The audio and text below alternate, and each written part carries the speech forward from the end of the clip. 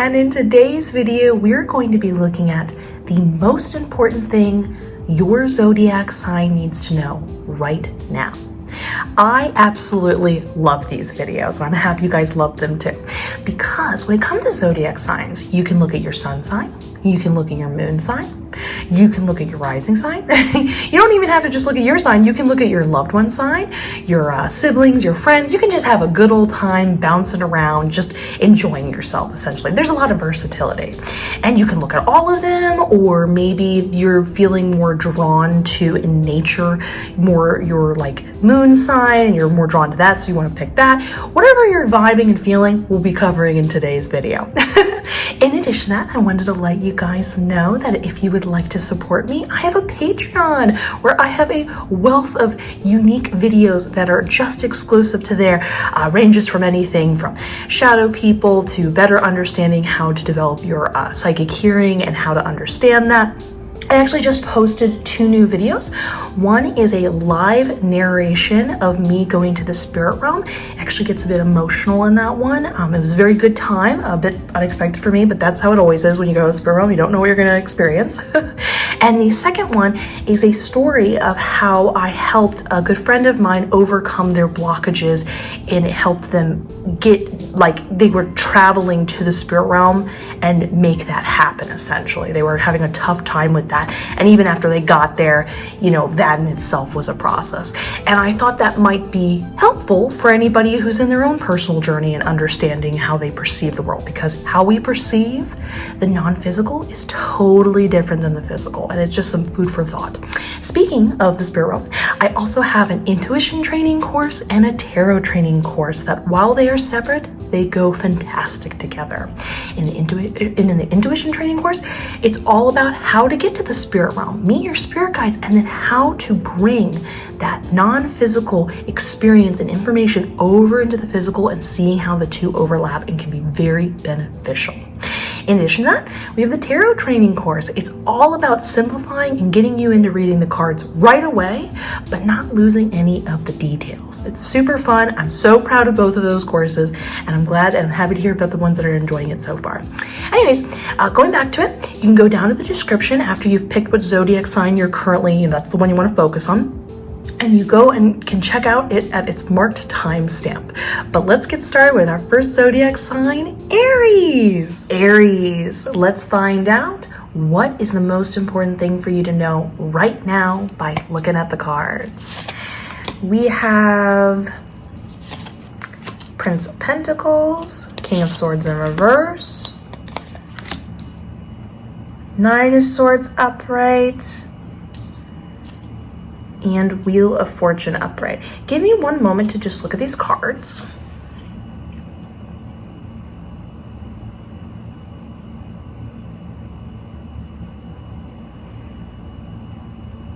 Cool, we have 3 things popping up.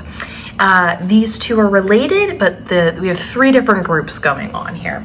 Now, this is something interesting, just in case, you know, you're a tarot reader yourself. You can read tarot cards in a ton of different ways, and today my spirit guides asked me to primarily focus on the imagery of the cards rather than the traditional meanings of the cards. And the thing that's really beautiful with working with multiple tarot decks, and they're all different, is, as you can see, everybody has a different interpretation and extra inflection of of how the card can be read from just the imagery alone, which is very cool. So first off, we're going to start over here. I love how my spirit guide was describing this. They said, see the little boy picks up something. They like found this pentacle. They're very excited about it, but as you can tell, they are some sort of shepherd. They should be watching over this bull cow, and they you know, they're distracted from work, essentially. So what's going to happen is you're going to find something in particular that is going to distract you from work. Now, I was trying to get more information, but my spirit guide said that it really just varies from situation for whether this is a good thing or maybe something you should work on, as well as even the distraction itself. So this could be anything from, you found a new hobby and you just can't focus at work, you can't wait to get home and play that new video game or enjoy that new hobby. Maybe this is you're really excited about like a future trip you're going to go on, or maybe a new friend. I mean it could be anything, but it's actually, you know what, I don't know if it's a friend. Let me ask if it's more like an object concept. Not a friend, it's mostly an object concept. And when I say, I was just referring with my spirit, or talking to my spirit guide. What I mean by an object concept, it's like, let's say you randomly pick up this little, I don't know, board game or something like that. You saw it at a store and you found it. It's like a physical object you picked up, but you can spend a lot of time focusing on it and having it get you excited and distracted by it. So it's not just simply you purchase one thing and that's it, it's done. You're focusing on a lot.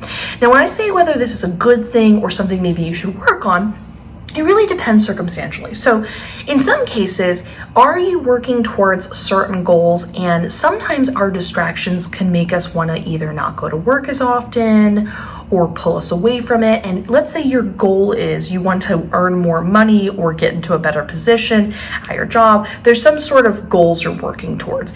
If you're constantly distracted, this would be something to kind of keep in mind, that you need to find that balance, which is really funny. We're going to actually come back to that concept again. But you want to find that balance of not necessarily giving up. And my spirit guide's like shaking their head. Let me just double check something. Yeah, okay, I was just double checking. My spirit guide said that, or I was about to say this and my spirit guide was confirming this, that you don't need to give up this new thing you're excited about, but you do need to be like, hey, I know I'm really pumped, but I can't take time off work. It would be good idea to keep still moving towards this goal I want. But for other people, it's more of the distraction that maybe work's been really stressful. And this is a fantastic thing that helps you overlook negative coworkers, or you know, maybe something, not a fun experience or project you're working at work, and you're just so excited to get home and enjoy this thing, you know, maybe start playing The Sims or something like that. You know what I mean? So it just really is circumstantial, and you just have to ask yourself, is this starting to take me away from my long-term goals and it's sort of a negative thing? Or is this a positive distraction that's getting me more excited about life and no longer distracting me, or keeping, maybe you were previously consumed by the negative aspects of your work and now you're no longer noticing them. So it's a really cool thing either way. Going on, then we have over here. Now this is a little bit negative, but just some, I guess you could say, positive reinforcement to sort of prepare you. So over here, we have this, I guess you could say griffin, right? That's the mythological animal. Let me know in the comments below. I'm pretty sure this is a griffin. As you can see, they have their sword. Now, normally this would be pushed into the ground. So it's almost this stance of expressing themselves if someone came near to them to say, like, you don't want to pick a fight with me. Like, I'm not doing anything right now. I'm not making an approach. I'm letting you know that if you come towards me, I can, you know, like, protect myself or do whatever I need to do. But in reverse, my spirit guide was telling me this is you being on the offensive, which gives us the subtext that you're going to be in a position where you need to sort of verbally defend yourself. But when I say offensive, it almost feels like you can anticipate that they're coming your way and going to bring a certain attitude or perspective that you really just don't want, and you can tell it's going to happen. And in order to prevent them having control, you could say in the circumstance, it's you sort of starting it. Now, the best way to identify when this person is sort of like an antagonizer is coming into your situation and your area, and you're going to have to be like, hey, you know, you don't know what you're talking about, blah, blah, blah, or I am the best at this is why I deserve this opportunity, whatever the situation is you're going to get kind of defensive right before. Like, in general, there's this emotional reaction where maybe you're a little more sensitive when talking to your friends, maybe things that normally don't bother you, you get a little uptight about, and this is sort of your psychic self preparing, getting ready, developing that sort of on the guard stance, if you will.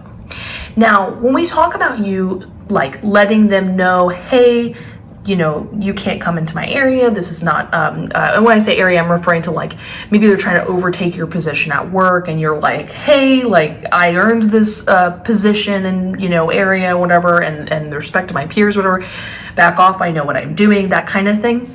There is some stress going on over here with the Nine of Swords upright. And it's mostly because the other person is actually very good at expressing themselves verbally as well. And there's this, like, lack of confidence that sort of shoots inside you where you're like, man, they really know what they're saying. I don't feel as clever as them. I sound silly, or I don't sound like I know what I'm talking about. And it's sort of like this potential, keep in mind potential, it can be changed, potential to sort of give up, feel bad about yourself, and pull away as if they had won because you're sort of putting too much weight into their words over your own. However, if we look at the imagery here, while this person is very upset, there is a ton, if we view each individual sword as like an idea, something that you have to offer that proves yourself, something to say in the conversation, you have got plenty. You have nothing to worry about. And this is just some food for thought too. Oftentimes when we go to express ourselves, we might become self-conscious in the moment and just think about it and think about it and think about it and come back at another time, look at it again and go, you know what? Actually, I kind of did know what I was saying. I don't know why I thought the worst of myself in that moment. You don't need to, in the moment, feel that confidence. You are welcome to put a positive mantra towards yourself and be like, I've got this. I know what I'm saying. I know what I'm doing. You can do that. But keep in mind, even if you don't feel that way, you can say to yourself, I might not feel emotionally connected to the idea that I am capable, but I know from, we talk about this reading, that in my past, I am able to, I have the sort of proof, if you will, to say, hey, I deserve to be here, so to speak. You get what I'm saying here? So there's the potential to sort of lie down, not feel as excited, feel like the other person has the upper hand, but there's also the potential to tune back into yourself and say, it doesn't matter if I right now feel like what I'm saying is silly. I'm going to keep moving forward and sort of, again, stand your ground and let that other person know, like, hey, I earned my place here. You're not coming into my, position or whatever like that. Now, in the third thing over here, we've got the Wheel of Fortune. So my spirit guide said that it would be a really good time for you right now to exercise duality. Now, what does that mean? Duality is sort of like a devil's advocate, if you will, to a certain degree. It's like seeing both sides of the same coin. It's understanding both the intentions of why one person is doing something, but also understanding the perspective of the person receiving the interaction, understanding both sides. So it's not just in difficult circumstances, it's just like in general, understanding multiple things at once in any circumstance. So when we exercise duality, it's like regularly pondering like, well, this is true too. Or, well, this side can be taken, but also this, you could say the same thing for them. And just kind of thinking about that on a regular note. Now, the reason why you want to practice duality is, so spirit guides are fantastic at giving what at the time feels almost like random information, kind of like random little exercises or things to do. And then like, 2 days from now, a week from now, all of a sudden you're like, whoa, that put me in a certain headspace.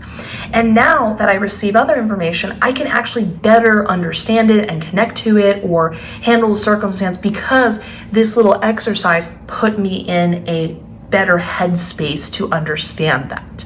Now, the interesting thing about duality is it doesn't mean you're going to be in a situation where you need to sort of be more empathetic and that you need to see the other side. I mean, that could be the case, and it feels really nice to not just feel constantly on edge. It's nice to see all sides. But keep in mind, the thing that's so interesting about duality is the more we are able to not be so close to a situation, and remember, situations can just be like, I don't know, purchasing like oranges at the grocery store. We're not talking about just extreme cases like a disagreement or something like that. But when you are in a certain headspace where you go from just seeing the circumstances, you buying oranges, and you maybe back a little further out and you start to be like, well, the other person on the other end, went somewhere in the morning and they had to find those oranges from a larger group of people that sell whole groups of foods.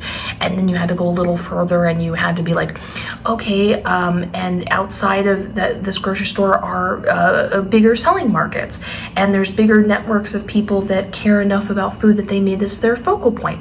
And then you get even further out and you're like, wow, there's when we are looking at the grand scheme of things, it shows how throughout wherever you live, in whatever country you're in, there's an entire almost like vein or network system integrated. So you could see that there's like kind of like the human body, there is literally a mirrored metaphor imagery of this integrated system of people all working together to help the local, or I almost said local, global, sort of a contradiction, but a entire integrative thing that is literally feeding the entire, situation, the country you're in. And so it becomes this thing where you keep seeing the bigger and bigger picture and answering bigger concepts that you weren't even asking yourself or thinking about. So that's a great headspace that can prepare you for things like meditation, understanding bigger concepts that you would like to receive, but you just weren't in the right headspace for it. So you don't even have to assume the worst when it comes to understanding duality. It can be really opening up you for the greater good. So I love that for you. So again, really cool that there's some sort of distraction coming your way, because either way it's going to be fun. You're really excited about it. It really draws your interest. But check in. Are you being too distracted from work, or is this a good distraction? Yes, you will have to kind of sort of stand up for yourself and let this other person know, like, hey, I am, standing my ground. But don't lose confidence because the other person, just from your perspective, initially seems like they know what they're doing. You know what you're doing too. You've got this. Keep expressing yourself, showing your worth, all that good jazz. And last but not least, practice duality. Regularly think about it from day to day situations. It doesn't always have to be between two people. You know what I mean? It can between circumstances or situations that are more like we talked about, like buying food at the grocery store. So anyways, I hope you enjoyed this reading. Please give this video a like, comment, subscribe, hit that notification bell. I'm wishing you the best. I'll see you in the next one. And let's get ready for Taurus. Taurus, let's find out what's the most important thing for you to know right now by looking at the cards. We have Princess of Pentacles in reversed, Ace of Cups in reversed, Knight of Pentacles in reverse, and Two of Wands upright. Oh, interesting.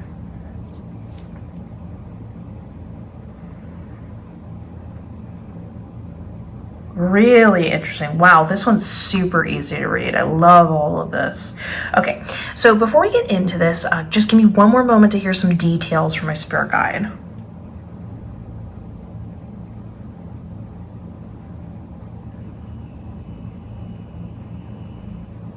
Okay, so before we go into this, I also wanted to say that my spirit guide came to me today and asked me to read the cards for their imagery over their traditional readings. And I just wanted to put that out there in case you're a fellow tarot reader yourself, that you can always read cards by their images alone, which is the beauty of working with multiple decks to see their interpretation of the cards via their images.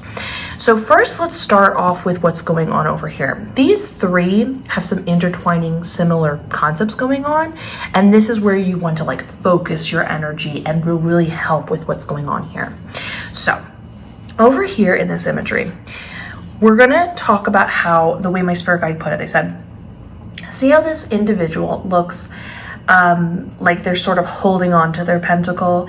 They're a little concerned about, is someone gonna take this pentacle? They're walking alone in the forest, but for the most part, they're safe and they're fine. But in reversed, it's actually being read as the opposite. Now, before you panic, before using some of the verbiage I'm using, I'm going to get a little more declarative. You don't have to, there's nothing to be concerned about. Everything's going to be okay. But it's the idea of the opposite going on here. So we talk about being safe, it's unsafe. She's a little concerned, she's unconcerned.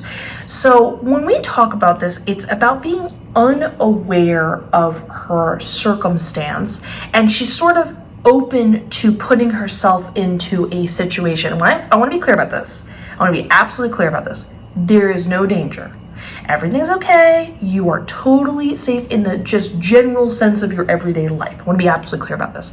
We're more using that vocabulary term to describe, like, how sometimes when you're not in the best emotional state, maybe it wouldn't be a good time to be in a circumstance where you're very social and everybody else is in a different state of mind, and things might feel a little more sensitive to you, and it might cause you to have an outburst or feel really upset. Again, nothing's happening, nothing bad's happening. It's just not the right state of mind. You're not in the right place in your life right now to be in that circumstance.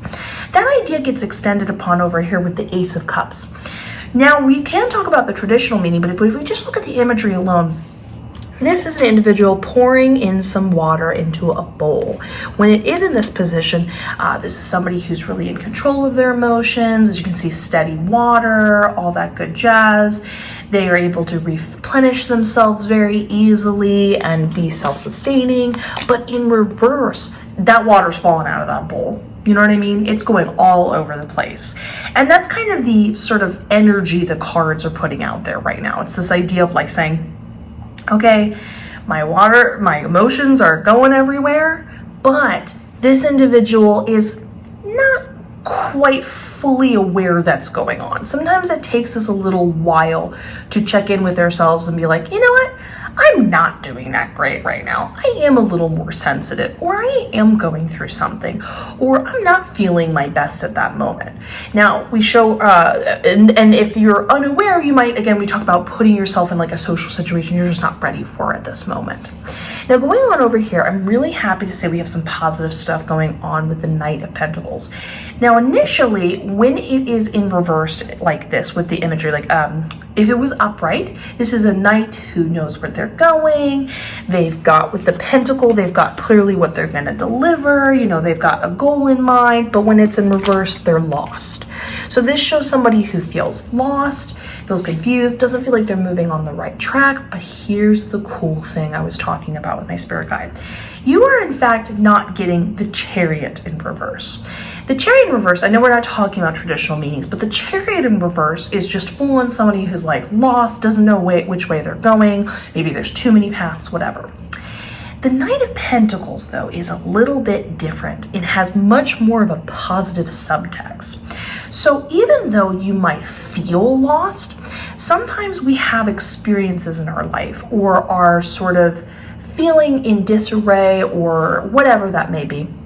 And it, in fact, is a beneficial thing that can add up to positive effects in the long term. So in the moment, it doesn't feel like that, but it is, in fact, like you're right where you need to be. You're experiencing things as you need to experience them. A good example of this is sometimes it's difficult to experience emotions that, you know, maybe you've been through something in the past and you're like, I don't want to be sensitive right now. I'm not loving being sensitive right now. You know what I mean? But in fact, if you deal with your emotions right now, in the long term, you will feel more able to feel in control of yourself. You will feel much more in touch with yourself without any guilt. You're just in a better space in the long term compared to it building up. And by understanding how you function, these type of skills can be implemented in the future when maybe helping other people. Maybe this type of connection you could have with another person in the future lands you a better job or an easier time in your career, or maybe you build a wonderful friendship or romantic connection or something like that by being able to relate to people because you went through it, you understand. So again, you might feel lost. It feels like that type of thing of like, what am I doing right now? But it is all positively adding up. Now here's the thing though, that's the most important thing we're focusing on with this card. While this is going on underneath and there's some level of self-awareness, like to a certain degree, it's a lot of like, oh, I kind of am tuning in and maybe I don't know what I'm doing. Let me just bury that emotion real down deep.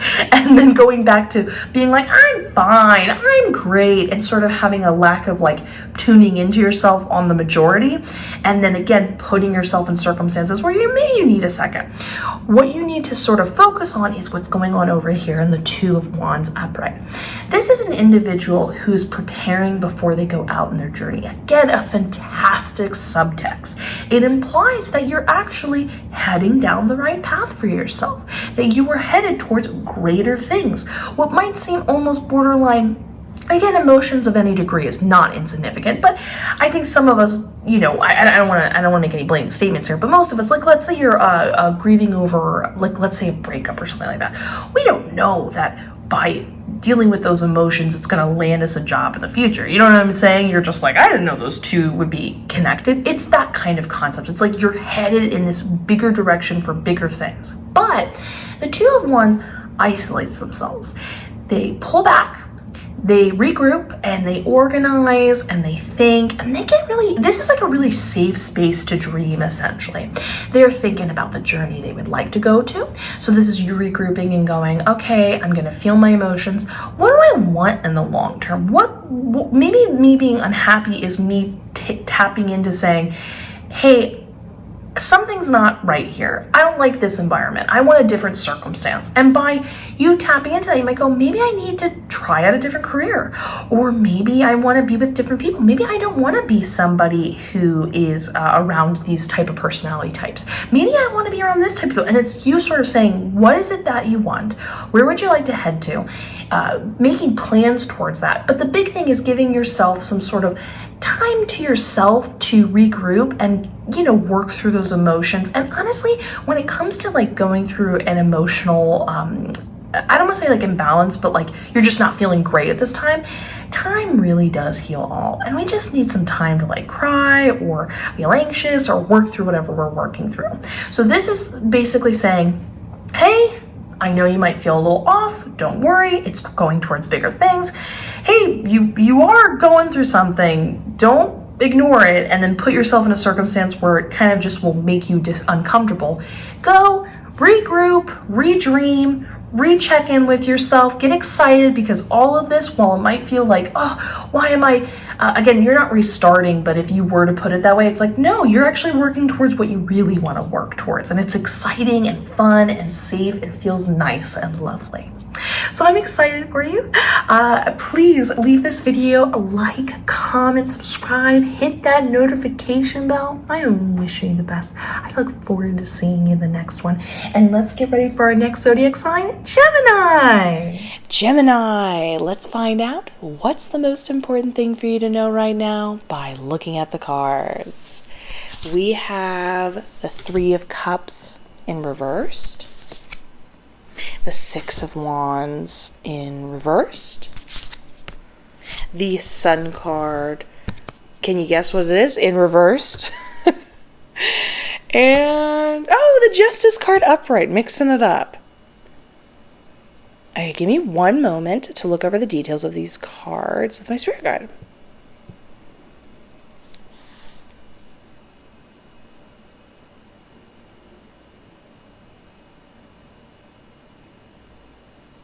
Oh, I love this.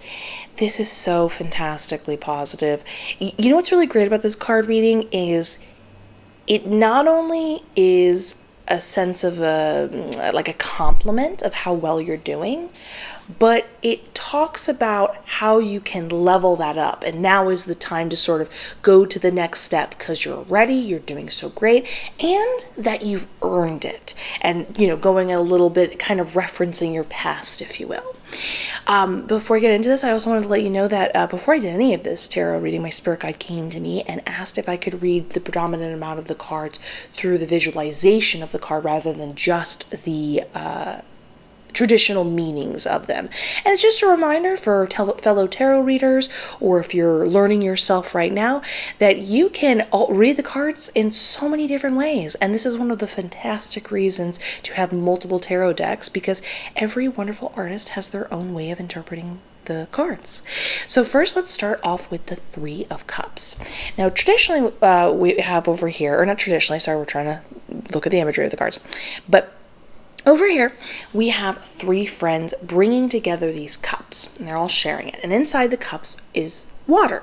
And this water is the representation of their emotions. And when you have a really good friend group, and maybe this is just one friend or just two friends or whatever it is, a little friend group, you kind of, if it's really trusting and wonderful and bonded, you don't know where you begin and they end kind of thing. And there's a lot of like excitement that you have mutual reactions to things.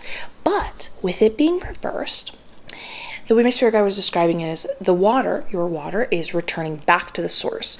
But rather than the source being outside of yourself, it is you. You are the source of where the emotions come from.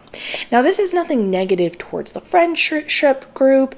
It's not about being distrustful or you needing to sort of pull away because anything negative is going to happen. No. Everything's great with the friendship group. But you're being told right now, it would be a good time to sort of regroup and find your individuality away from the group, or I don't want to say away, but like from the group, separate from the group. Again, that doesn't mean you're not hanging out with them, that doesn't mean you're still not bonding, but it's definitely taking a little either time for yourself or sort of taking a second before you react to the group to be like, well, what do you think and feel? Again, nothing negative about the group. Enjoy your friendship group. Everything's great. But it's a good time to get in touch with who you are as an individual rather than purely focusing on the way you react and respond from the energy of the group and so on and so forth. So just something to put your attention towards going forward. Again, not negative. In fact, it's actually quite a positive thing. It's like saying you did so well that you were able to be trusting enough to open yourself to a group and have great enough intuition to find this wonderful either individual person or group of people that you're having a good time with.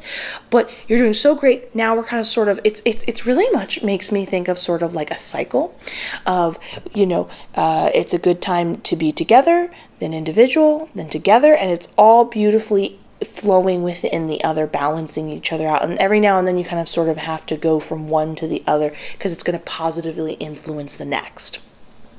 Now going on to the Six of Wands in reverse, this is also wonderful too. So upright, we have an individual and she is going off.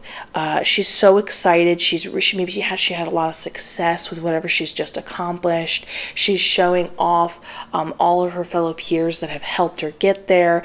There's just this general excitement of like saying, I fought for what I wanted and I got it. And I'm really proud of myself, and others recognize my worth, recognize what I'm capable of. So it's a lot about success and excitement and happiness.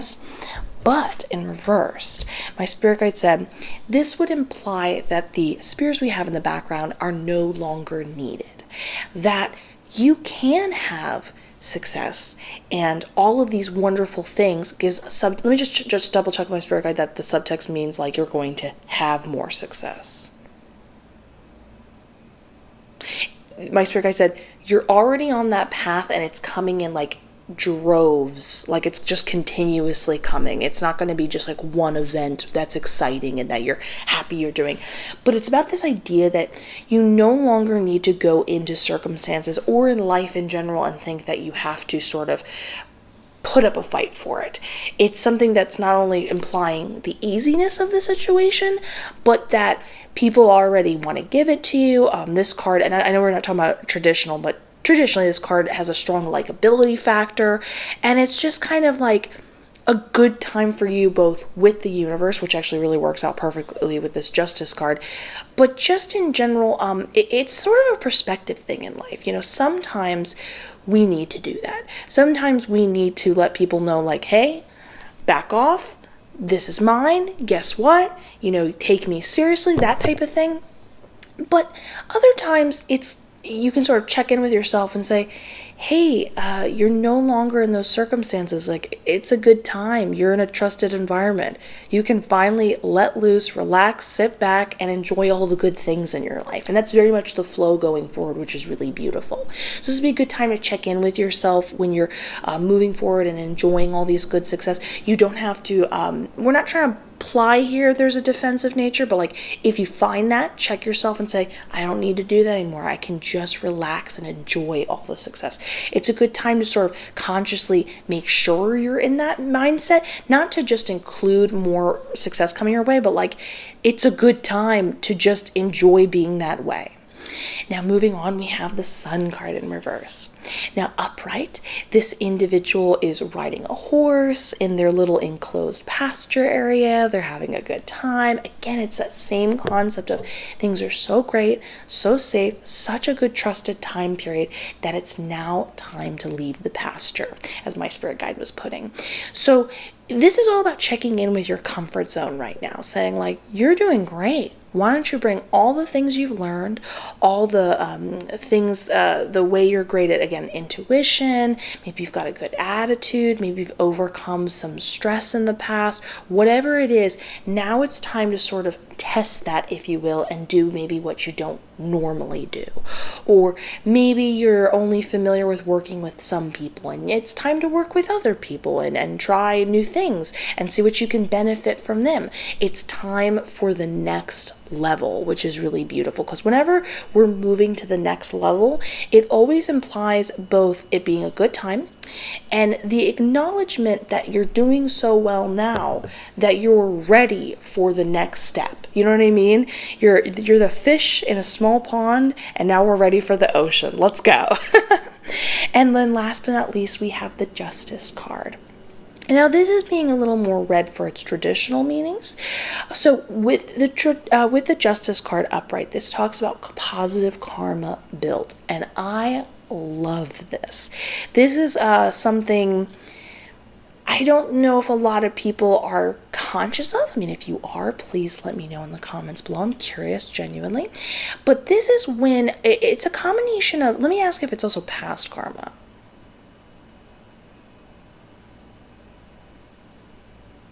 Ooh, interesting. My spirit guide said it's past karma and future karma, and they were explaining why.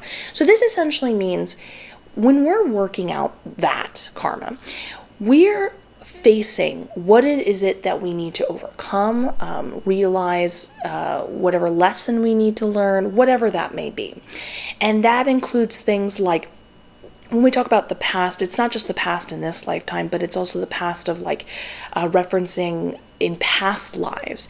So when we heal or go over past lives, and we like, and I'm just talking from my own personal experience and others I've talked to who work with healing past lives, it's all about talking to that version of yourself and saying like, hey, why are we still holding on to this? And then acknowledging it, being like, oh, okay, I see where you're coming from, dealing with it, facing it, accepting it, understanding it, and moving forward.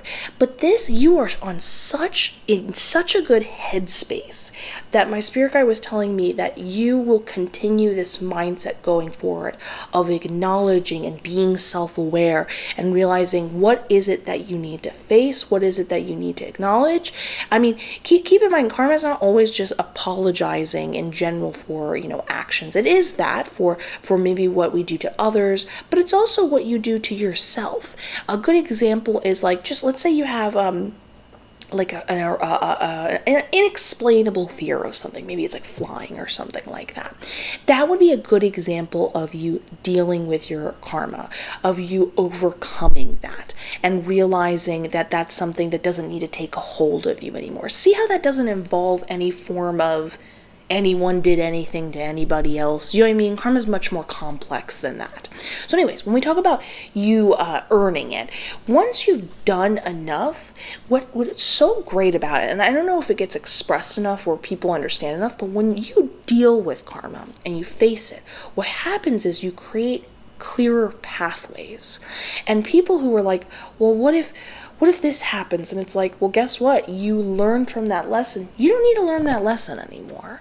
You are opening yourself up. You've understood. You don't need this being shoved in your face anymore to deal with it. You're already dealing with it. So it makes things smoother, makes things easier, and often puts some really positive things your way as sort of like, I don't want to say like a reward, but that is what it is, of similar nature. So I love that. So it shows how well you've been doing, how well you will be doing. You're just doing 10 out of 10 amazing, essentially. It's a reward of saying like, what you're accomplishing now, the mindset you have, if you've had any doubt or questions of like, hey, am I on the right path? Am I, sometimes maybe you're wondering if you're a good person, if you're thinking the right things the right way, maybe you feel a little anxious. You're like, is that anxiety in check and things like that? This is all coming in and being like, no, you're really doing great. You're really facing stuff. You're really moving forward. You're really being the best version of yourself. And now it's time to go even further. So I love that. So beautiful. I hope you do too. Please leave this video a like, comment, subscribe, hit that notification bell, and let's get ready for our next zodiac sign. Cancer. Let's find out what's the most important thing for you to know right now by looking at the cards. We have King of Swords upright, Ace of Swords in reverse, Seven of Cups in reverse. And the Hangman in reverse.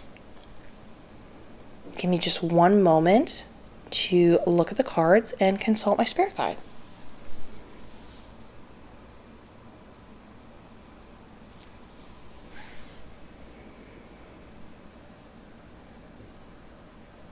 Okay, let's get into this. So I'm going to be reading the cards for more of their visual aspects, because my spirit guide before all of this started asked me to. And it's just a great reminder for fellow tarot readers or people that are in the process of learning it, that there's more than one way to read the cards, and you are more than welcome to do it through just the visual imagery alone, which is why it's so beneficial to have multiple tarot decks on hand. So first we've got our King of Swords over here. So my spirit guide said that there is something that you need to do. We're going to reference that over here in these cards in the tarot reading that will enable you to be like this person. This person, if you can tell, they are looking around at their surroundings. They're very self-aware. They're very comfortable in either flying or sitting, which I did ask my spirit guide. I was like, what do you mean when you say that? And they said flying would be an example of saying, like, you know, you have the option when you're in this state to not have any set schedule, be really flexible. Maybe you are really just wonderfully lazy one day and then really productive the next. You're not really held to any sort of like, this is how you have to be and this is how you have to live life or process information or work or anything. And then the next moment you can very much be sitting, which would be like really comfortably holding your ground in the position you're in. No one would be able to move you from your placement or your mindset. Just a lot of stability and feeling confident in it and being sort of unmovable in that kind of way. Not in like a stubborn way, but in a, you can really trust yourself. No one can sort of, I don't want to say mess with you, but like, you know, sort of push too hard on, if you're like, hey, this is how I feel, this is how things are going to go. No one can really counter that because there's a lot of confidence and intelligence in what you have to bring. Yeah, so you get what I'm saying. So anyways, it's wonderful because in itself, that's a very flexible nature to have. Really confident either way. Lots of fun and versatility to whatever you're feeling mood-wise. And it shows a lot of your intelligence and confidence in that intelligence going forward.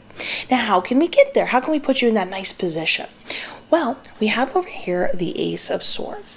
Now, when it's upright, we have this sort of spiderweb knot-like situation happening.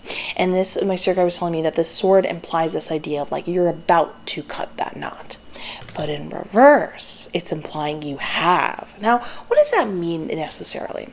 So my spirit guide was telling me that there is sort of an overlap going on right now of multiple things in your life sort of intertwiningly affecting the next.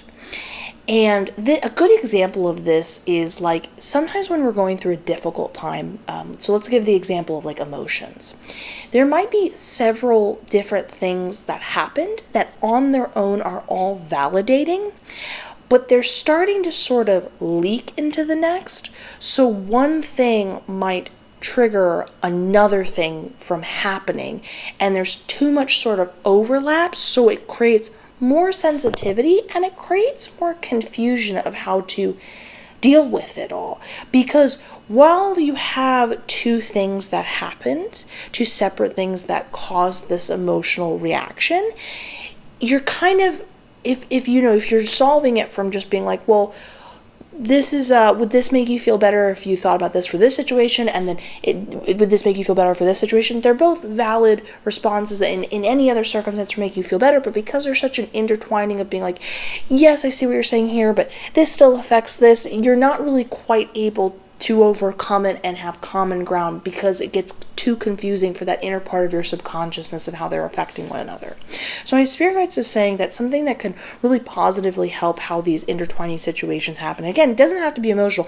It could just be like maybe something is sort of creating a sort of stress environment or an emotional reaction, or kind of taking up a lot of your life at work, and then maybe at home with maybe a loved one or your roommate or whatever like that, there's something going on there that's affecting the way you're sort of able to process information. It's making it confusing and you're feeling kind of slow, and each one, you know, is being brought to the other environment. So the way that you're going to deal with this, is my spirit guide said, is that you want to cut the in-between knots. So it's not just about facing those individual problems separately, which is really interesting. It's like when you sit and you start to explain yourself when you're looking at the situation, it's not about just purely saying, okay, so I feel really tired at home, and then I bring that to work. That again is still just purely looking at the source. It's like, what's the in-between emotion that's happening and how can you deal with it? So maybe the in-between emotion is, instead of saying, hey, I feel tired because at home I'm maybe staying up too late when I'm hanging out with my roommate or loved one, or maybe you're getting into arguments that's keeping you up late and it's causing exhaustion, and that's being brought to work, which is creating confusion. And instead the in-between might be, and I hope I don't come across as redundant, I'm trying to come up with these examples on the fly, but maybe it's like right before you start to get into work, you just kind of feel like slower. So it's not thinking about where the exhaustion came from, it's just the way your brain is trying to process the information. So again, you would want to pause in that very moment and go, okay, my brain is needing some extra help. So maybe I'll go get a cup of coffee, but I'll also look into seeing how I can do something that will make my day a little bit easier at work right now, because my brain just can only process so many things at once. And in fact, maybe this is a good thing. Maybe I can see things other people can't, because I need to slow down. I need to see the in-between. See how that's not just sitting there and going, oh, well, I'm tired because this happened, and if I could just deal with the issue with what's going on at home, this would make it better. That is still true. And I want to be clear, I was checking out the spirit guide. Doesn't mean you still don't want to go look at those core issues, but start with the in-between knots first and dealing with what's at hand and finding the positives and working with it. And that's just going to help, like we talked about before, when you go to work with the core stuff, it's going to be a lot easier to process. And you never know. That could potentially be, depending on the situation, be the solution within itself. Because if you're no longer sort of bringing up what's affecting the next, you're no longer saying, hey, well, this thing affected this thing. You're just finding solutions in the moment, and soon that doesn't, it's sort of that idea where you've kind of cut the chain of what is affecting, or where you can sort of shift blame, and you're just dealing with the core thing of what's happening at hand. And then when you go back to the roommate situation or loved one, you're not bringing that sort of frustrated energy you got at work, because again, you already dealt with the in-between knot. That didn't, see where the cycle's starting to end with those in-between sections being cut. You get what I'm saying. Now moving on, we have the Seven of Cups in reverse. So again, my spirit guide was telling me about how all of these different items are being organized. They are being separated to process them individually, which is really interesting because we just ironically talked about that. So my spirit guide said, with it being in reverse, this is actually the opposite. You want these things to flow into each other, which is so funny because while we did talk about having some form of acknowledgement in order to create separation, in other parts of your life, you do want interweaving and overlapping concepts. So maybe there's an interest or hobby you have in your personal free time that can inspire. This was a great word my spirit guide used. Inspire or get you excited, that can be brought into another, again, we're using the example of like your work that might give you an extra edge or make work more exciting, or maybe people are like, wow, I really like that idea, and that gives you the opportunity to be a leader of a project or something like that. So again, it's about seeing what you like in other aspects of your life and positively bringing it into other environments. Again, maybe you have something about your work that you love that you go bring into your friendship environment, that type of thing. Again, this is for more inspiration and excitement. This was more like, what are the frustrating aspects you can deal with separation? So it's really interesting, and this is where life is so fun and complex where in one way you're separating and in another you're intertwining more. It almost makes me think about when we come back to the web concept again. It's almost this idea where it's like, how do I say this? We're redoing the web. We're fixing the web. In this position, the web's maybe not as intricate as you'd like it to be. There's some knots, there's some things that make traveling throughout the web more difficult, and you're rebuilding the web to be a more cohesive structure that you're really proud of. You know what I mean? You're streamlining all the ways you can get around and interpret and understand, which is really beautiful. I love that. And then last but not least, we have the Hangman in reverse. Now, my spirit guide said this is representing, if you're familiar with the card traditionally, because again, we're more looking at the visual rather than the traditional, but when we have the Hangman, this talks about the idea of perspective. This talks about the idea of it being maybe wrong place, wrong time, or maybe it's time to stop, holding yourself back and moving forward. It's a lot of this idea of restraint and talking about timing, because that's what's really interesting about when we go into card reading. Sometimes it's energy based, sometimes it's emotional, sometimes it's just not meant to happen, and sometimes you're not doing anything wrong at all. It's just timing, and it just is what it is. You know what I mean? In this particular case, this is talking about the idea of you holding yourself back, and now is the time to not do that anymore. Now, what do we mean when we say not holding yourself back? Well, it gets really interesting here because we can hold ourselves back in so many ways. Do you kind of cut yourself down a little bit and say negative things to yourself? Do you feel you're not worthy enough to take the risk or try something out? It's now time to check into that part of yourself and say, why am I not allowing myself to move to the next level in my life, to experience that new thing, to do the thing that I've always wanted to do? Now is the time to be self-aware of my actions and realize, and sort of a good way to think about it is process how you sort of like, becoming self-aware is like one of the greatest skills you can have, and you develop that skill by constantly checking in with yourself. So every now and then, after you say a statement or you talk to yourself or you're interacting with someone, check in with yourself. How did that interaction go? And when you do, you would check in and be like, did I do something that might have not allowed me to move a little more forward? And you might be like, well, technically, yeah. Well, what was it that I did that prevented it? And again, we gave examples. Maybe you were being critical of yourself. Maybe you implied the idea of impossibility, when the reality is there is always a possibility. There is always a solution. There's always a person in history that's done something that was impossible. There's always proof of it. So there's no reason why you can't also be the exception.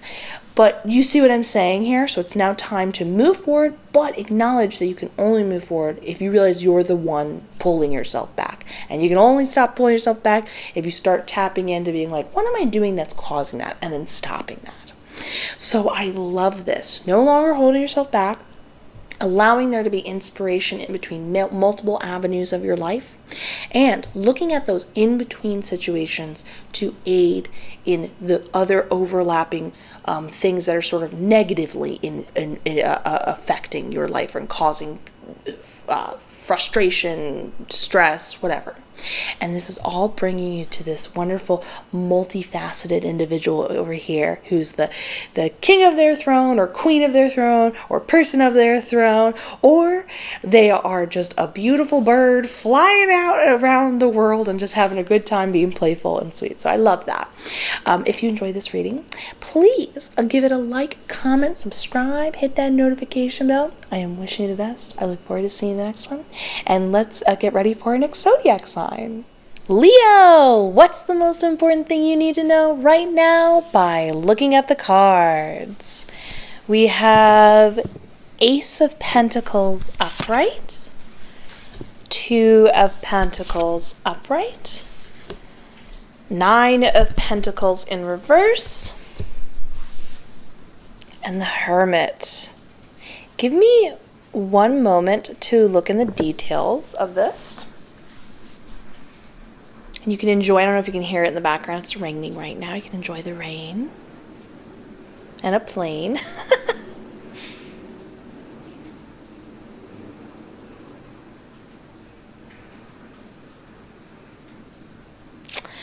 Oh, okay. So this one might be a little hard to here, not because it's necessarily negative. It's one of those things where I can tell there's a certain degree where you are already painfully self-aware of it, and having to have it pointed out or focus on it is a little frustrating because you're like, I know, I already know. And yet we can look at how being self-aware can come in handy in this circumstance and where to go from there. So first off, we're going to start with the Ace of Pentacles. And for this reading, before I started this whole reading, my spirit guide asked me if I could primarily focus on the imagery of the cards rather than just the traditional meaning of them solely. This is a fantastic thing for tarot readers to remind us that we can read tarot cards however we want to read them. There's so many different methods, and it's another reason why it's so fun to have so many different decks, because every artist interprets the meaning of the card through the imagery in a totally different way. So first, in this card, as you can see, this individual is reaching for the pentacle. And money is an important thing in this reading. It's a primary focus going on here. So this is a person wanting that idea. It's the concept that it's a lot of focus, a lot of attention's going there. The size of the pentacle shows how much it's taking up the predominant amount of your focus. So we can see that money's like a focus point for you right now. It could be either earning more money, maybe you're trying to start a business, or maybe right now you would just like to bring more money in, just in general. Sometimes, and this is just something to think about on a deeper subtext level when we ask ourselves, well, why are we so interested in that? Maybe there's a part of you that feels that by earning that money, that shows your level of ability to manifest, and that means something else to you. Like you want to develop the ability in general to manifest, for that to prosper in other parts of your life, to have more of a conscious control and awareness of where you'd like things to go and have fun with. Maybe you'd like to earn more money because you're like thinking, well, if I have more money, I have more options. So again, it's that mindset of being like, I want more options. And I'm only pointing this out because when we are aware of why we're so focused on wanting money, it can actually make the process of manifesting easier. Maybe you can I know we haven't even gotten to all of this yet, but maybe you can reroute. Instead of thinking, okay, I want to manifest money, you want to say, I'd like to manifest options. And you can include in that sort of manifestation and wish, yes, of course, I want that to be, and I want it to be through financial means. You know, I want to be the one that creates my own options for myself.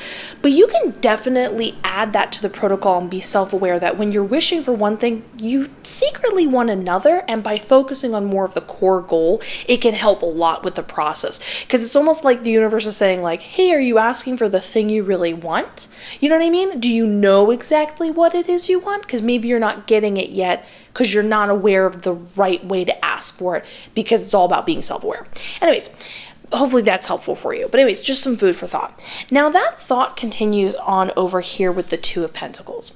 Again, when we look at the imagery, this person is juggling these pentacles, but they haven't quite come down into their grasp. So again, it's that mindset of you looking upward saying, okay, I'm ready.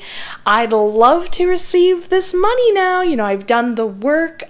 Whether that be actively being at work or being somebody who steps up to the plate more to show that you're the right one to receive more money or opportunities, or you know, you show people like you've got something that's worth a value, that type of thing.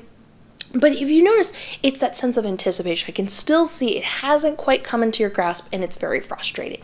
However, I'm really happy to say my spirit guide was telling me that it will fall into your hands. And I was even picking up that subtext myself, that this idea that in the end, the way you will end up receiving it and making contact between you and this manifestation is this sort of feeling and energy of like you're sitting back and you're no longer lunging towards it, and it naturally, the second you sort of back up and kind of don't have that energy going towards it, it falls into your hands.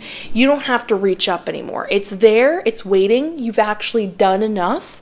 You're doing a great job. I know right now you're not seeing the result of it yet, so it's very frustrating, but this is the confirmation of like, yep, you're doing great. It's almost there, but it's more you needing to sort of back up with that sense of energy. A good example of this is, I mean, I just hear time and time again, people are like, let's say they're looking for love or something like that, right? And it's like, you're looking, you're like, where are they? And it's like the second you stop and you give up and you don't think about it anymore, suddenly that magical person falls into your life. It's very much that energy. It's like, pulling your attention from constantly thinking about it or how to shape things in order to make that happen. You get what I'm saying here? And last but not least, or not last but not least, we're going to go into the Hermit and how this is going to be helpful in the full situation. But the Nine of Pentacles in reverse really highlights that obsession trait and it being no longer beneficial for you, potentially emotionally. It might not be making you feel great right now, but also it's not helping the situation. So again, when we talk about that sense of energy we put out there, really can help think of the way you express yourself is creating sort of a pathway. And depending on how you're reflecting yourself, that pathway will become easier for the manifestation to fall onto that pathway, and you're sort of creating a bigger route for it to come towards you. And what I mean by that is, if we look at the imagery over here, this individual, normally if we talk about traditional readings, normally the Nine of Pentacles is extremely positive. It implies you're very wealthy, you're going to be like the leadership of this employment situation, lots of luxury and enjoying that luxury, like a good time to spend money, you're going to have even more, and just being really confident and self-aware. But there is a calming energy behind it when it's upright, as well as the imagery of this card. This person worked really hard and they have this harvest, right? And they're happy, they're relaxed, they're not worrying about selling every watermelon, they're excited they cut one open and they're enjoying it, eating it, they're even giving some to the local nature life. There's just kind of this relaxed attitude of like, of course I have more than enough, right? And by product, it's like, as they're expressing that energy, we're talking about this idea of like having that attitude and that sort of the universe being reflected back to you. You're basically telling the universe, of course money always comes to me easily. I don't even have to lift a finger. I've done enough. I'm ready. I'm here. I don't even have to think about it. I know it will be there tomorrow kind of attitude. Compared to when it is in reverse, this is an individual really hyper-focused. What about the next harvest? I know I have watermelons now, but I don't know what it's going to be like next. What do I need to do to prepare for the next one? Just kind of not being present with when good fortune does come your way, and feeling like appreciative of it, but maybe feeling like you're already focused on the future, kind of the opposite of what we just talked about. Again, it's that hyperfixation that's making the pentacles like they're near you, you can see them, you've done enough, but they're sort of keeping at bay because you're putting out this energy saying, I don't trust that it will come my way. I will reach for it. Come here. I'm not sure if you're going to make it on your own. And then basically the pentacles or the money backwards are like, oh, I guess I'm not going to make it on my own. It's not the good time. You know what I'm saying? Because of the energy going out. Now with the Hermit card, this is legitimately just someone shining a light on this type of behavior or attitude. Now, this is the self-reflective card that's the important one to the whole deck, because each one talks about where your perspective is, understandably your frustration levels, the confirmation that you have done enough, the attitude you need to be in order to actually receive it, and what actually pushes it away. But it's the self-aware card in the Hermit, because again, going into traditional reading, the Hermit is a very educated person. They spend a lot of time by themselves. They are really both self-aware, self-analytical. They look at how they are within themselves and how they interact with their environment and what that all means. They're incredibly intelligent because they take that time to be self-reflective. But if we look at this lamp over here, shining a light over on this individual, it's specifically interacting with the card when the person gets in that sort of like mindset of, lacking. That's what it is. A lacking mindset. And it's about, and this is where my spirit guide was saying, this is when you want to regularly catch yourself. And when you are thinking that way or creating jargon or vocabulary that matches that attitude, that's when you need to take a moment to go, whoa, whoa, whoa. I need to get off this subject. I need to say something positive about myself and money and everything I've done. I need to sort of have a certain sense of belief, but also a certain sense of just getting off the topic altogether. That's honestly I'm just saying from my own personal experience as well, one of the best ways to manifest is to wish for it and then forget about it. But if you keep bringing it up, that's not necessarily forgetting about it. But we don't realize when we keep bringing something up, because we might do it very casually, mention our dreams and goals. And if you're on a certain one-track mind, and that's totally understandable when people are working towards their career or love or whatever, it's kind of hard to forget the thing that you really want, you know what I mean? But nonetheless, this would be really helpful for you to finally create this attitude where you can sit back, relax, and receive that manifestation by saying to yourself, okay, I just caught myself. I'm starting to talk about it again. I'm starting to be concerned about it, focused on it. I'm starting to maybe even possibly say negative things or concerning things. I need to then take a moment, say some sort of affirmation of like, I'm a money magnet. I've done more than enough. It's happening right now. I don't even need to check anything to know that it's happening right now. And then immediately go do something fun for yourself that makes you forget. Again, very much the attitude of the Nine of Pentacles upright. I mean, they're doing very well. Of course they would, imagine who are you now if you did have all that money? You would just not even think about it, go for a walk and go maybe get a treat or go do some fun activity or go to an amusement park for the day or whatever it is you like to do for fun type of thing. Go hang out with a friend. You get what I'm saying. So that attitude is you're saying to the universe, I'm already there. I'm already living the life I would if I had all of this money. I'm relaxed, I'm open, I don't even need to be concerned about it or constantly check on it. It's already coming my way. Again, that is the opposite of a lacking mindset. So again, going forward, it's about understanding that you've done enough, you're gonna like relax now to let it fall into your lap. And the way you do that is being self-aware. Catch yourself from time to time. Are you speaking that way? Stop yourself immediately. Say some form of positive affirmation, and then just get it off your mind. But it's regularly doing that will put you more on that road to having that relaxed mindset. You can't be relaxed for an hour and then be stressed about it all day, and then that doesn't really it makes sense if you look and you're like, why hasn't it come yet? Do you see what I'm saying? So again, that's back to that self-awareness. So overall, it's a very positive reading because money is coming your way. You're good to go. It's just now this is the thing you can sort of focus on and be aware of in order to finally accept it and receive it. So I'm excited for you. I'm excited for all the money coming your way, and in general, I love that those are your dreams and goals, and clearly you're doing a great job at it. So I'm wishing you the best. I look forward to seeing you in the next one. Please give this video a like, comment, subscribe, hit that notification bell. Oh wait, I already said that. I'll see you in the next one. Let's get ready for the next zodiac sign. Virgo, let's find out what's the most important thing you need to know right now by looking at the cards. We have Six of Pentacles, right? Yes, Six of Pentacles in reverse. Nine of Pentacles upright. Two of Pentacles in reverse. Interesting. And Four of Swords upright. Okay, give me one moment to look at the details and consult my spirit guide.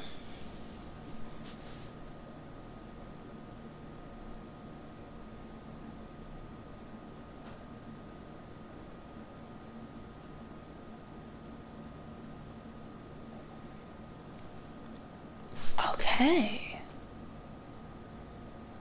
Well, this is lovely. Okay, let's get into this. So first off, these two cards are actually related to each other.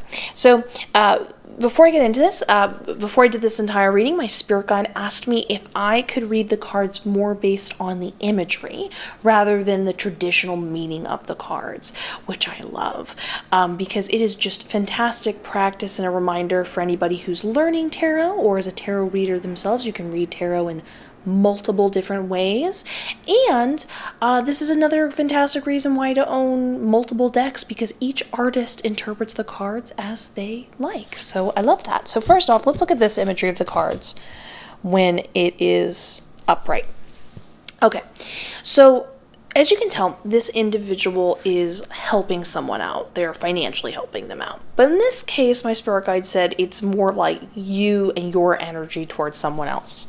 So imagine this is you giving your sort of energy towards someone. You're really invested in helping them. You put your best foot forward, brought a great attitude, lots of knowledge, energy, time, whatever it is towards this individual. This is a work-based situation. So in reverse, it's this person thanking you by financially rewarding you, which is very cool. So you're going to get a financial reward. In the Nine of Pentacles being related to it, my spirit guide said, this is a big financial reward. And this is from, now the way my spirit guide described it is, it would be not a promotion, it would be more like maybe you get a really big client, and that they spend a lot of money or hire you for like a big sort of job or situation or project, or like at your work you get an enormous tip and it's just for you, something like that. Again, or maybe they could it be opportunity based at all? No, just instant money, my spirit guide said. Okay, cool. Well, that's fantastic. Who doesn't love that? So essentially, this is when we always look at subtext, it's always great to know, like, I don't want to put out there that you receive or don't receive money based on doing the right thing, because that's not always obviously the case at all. Plenty of people do the right thing and they don't get financially rewarded. But in this particular scenario, in this particular case, it's like the universe is saying, hey, you work hard, you are kind and loving and putting all of that energy forth towards every individual. It added up. It meant something. It meant something to someone, and now you're being rewarded for that. Sorry for hitting the mic. So, really cool. Lots of money. Love that. Good jazz. But that idea of work gets extended upon over here in a pretty interesting way.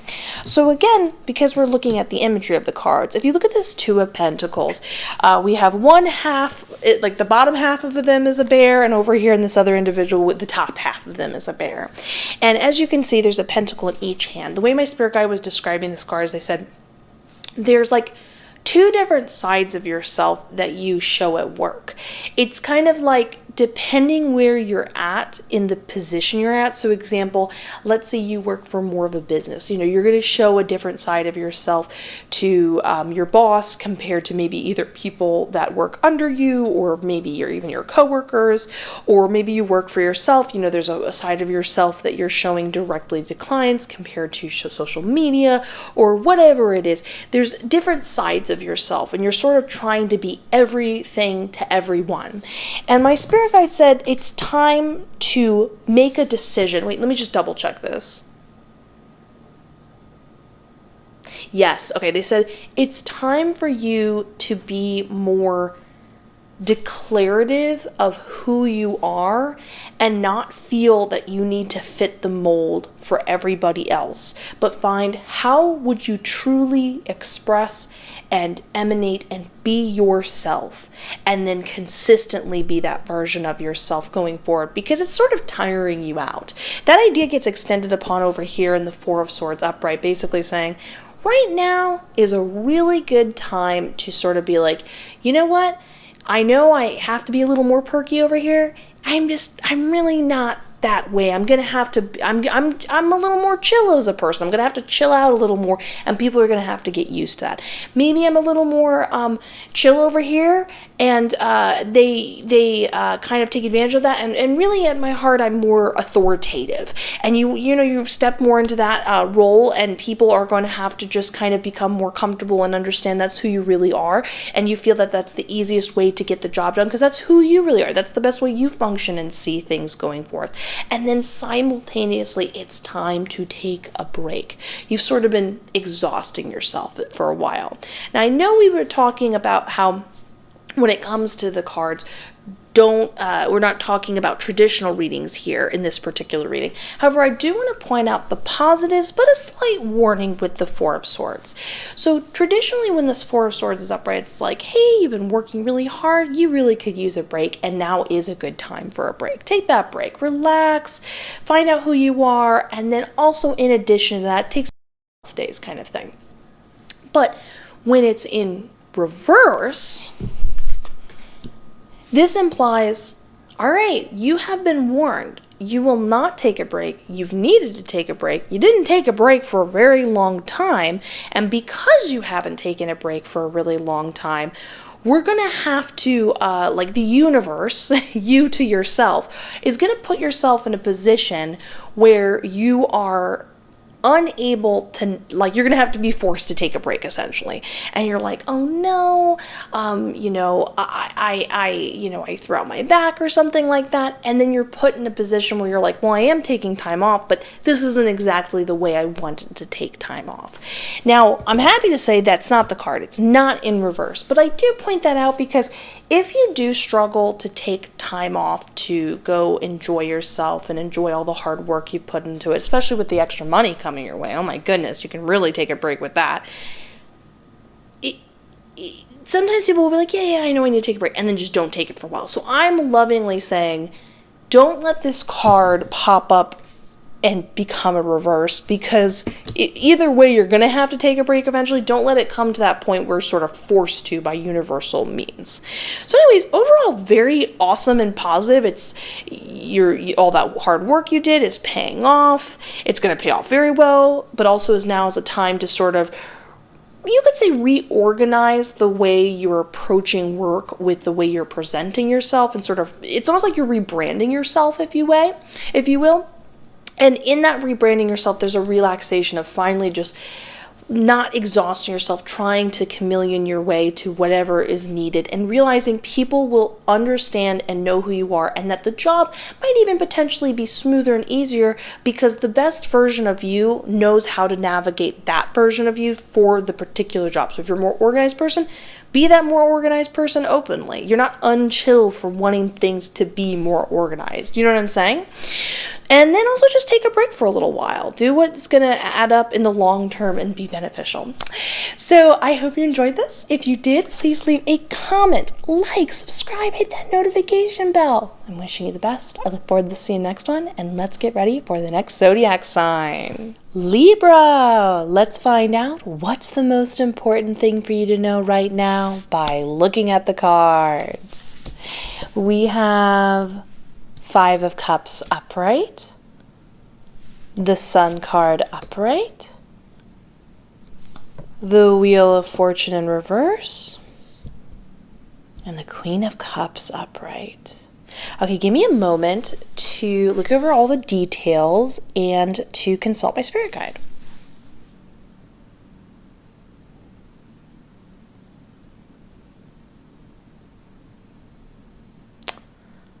Oh, this is so sweet.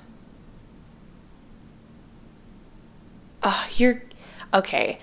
You're gonna absolutely love this. This is a really nice positive twist that I think, from the subtext of what I'm picking up with the cards, it's going to be a relief to hear, and some things to sort of focus on and be aware of in a wonderful way. Before I get into all this, just to let you know that my spirit guide, before I started reading all of these cards, asked if I could read these cards primarily through their visual aspects of the cards, which is fantastic because you can read the cards in so many different ways, and this is a great exercise to try out something different, and another fantastic reason as to why to own multiple tarot decks. So we're not going to solely focus on the traditional meanings. We're going to probably tap into it a little bit, but let's just look at the imagery first. So first we have the Five of Cups. Did I say the Four of Cups? I meant the Five of Cups. The Four of Cups upright is really interesting here. So again, not to bring up the traditional, I know I'm going against what I just said, but traditionally it would involve this idea of feeling really negative that some of the cups spilt over, seeing that some things maybe didn't work out the way you wanted it to, but turning around and realizing some of the cups are upright and, the water didn't spill out, things aren't as bad as they seem, changing your perspective, you feel down, but there's still hope, that type of thing. But what's really wonderful here that my spirit guide is pointing out is that all of these cups are actually empty, and that therefore when they went upside down, there was no water that actually spilt out. So it's not that idea that some of the water has been wasted and then some hasn't, and don't worry, there's still some left. everything's actually okay. My spirit guide said that I know this might sound bizarre and you might even for a second be like, what? But it's more that there's like an inner part of you that wants to see that something has gone wrong, wants to see that there is something's not working out or a negative aspect, but things are actually going better than you might be giving it credit or realize that it is. And that's where the subtext comes on, saying, well, if everything's okay, but this is your perspective, it's almost as if you're choosing that. And if you're choosing to wanting to see it negative, there's a part of you that wants to see it that way. And then it's all about going in deeper and saying, well, why would you want that? Because of course, I don't want to assume here, but your first part of you might be like, well, I don't want this. It's like, yes, but you're choosing it. So there is a part of you that's actively making that choice. And you go deeper and you go, why would I want that? And then figure it out. And it could be and this is I would highly recommend. This is a great exercise where you basically make a list.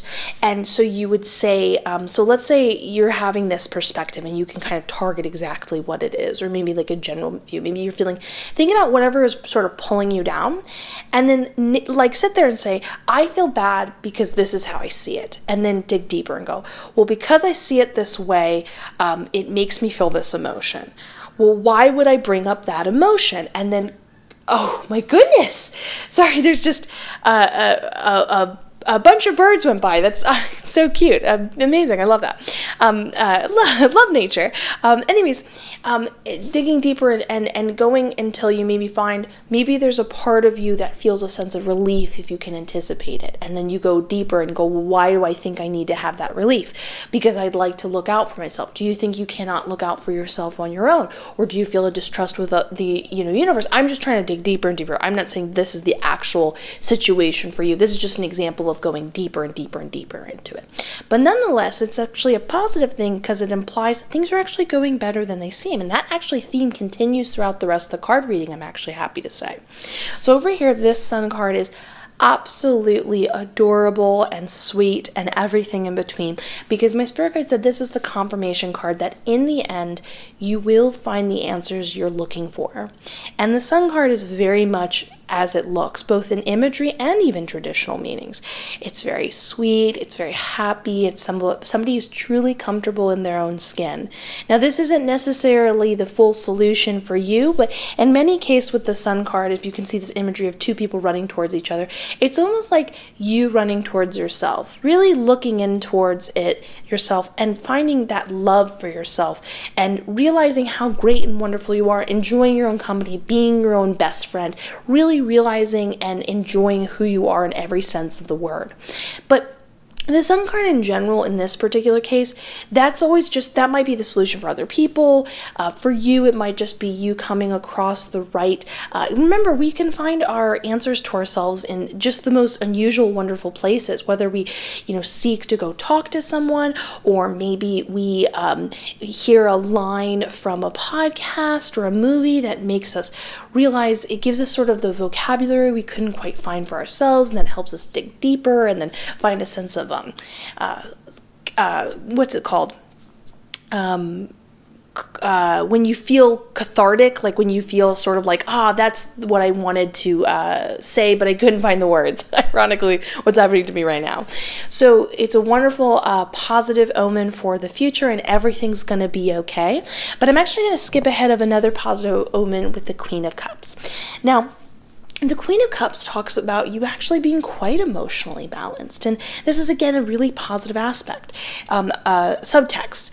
And now I want to be clear here. If this card was in reverse, it would imply emotional imbalance. And I want to be absolutely clear here, especially on this channel. There is nothing wrong with being emotionally imbalanced and working on it and finding what works for you and figuring things out, whether it be on a more serious level or maybe you're going through a temporary time in your life or anything like that. That is nothing that needs to, there's no negativity around that. I want to be absolutely clear. That's fully supported and wonderful. It's not a bad thing, you know what I mean?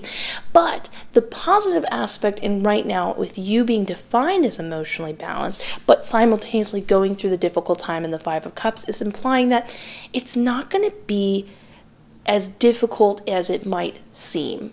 When people are in emotionally either imbalanced time in their life, or maybe it's a regular thing that they go through in their lifetime, that is something that takes a lot of deep focus and work, and takes it's a large process to really sort through everything.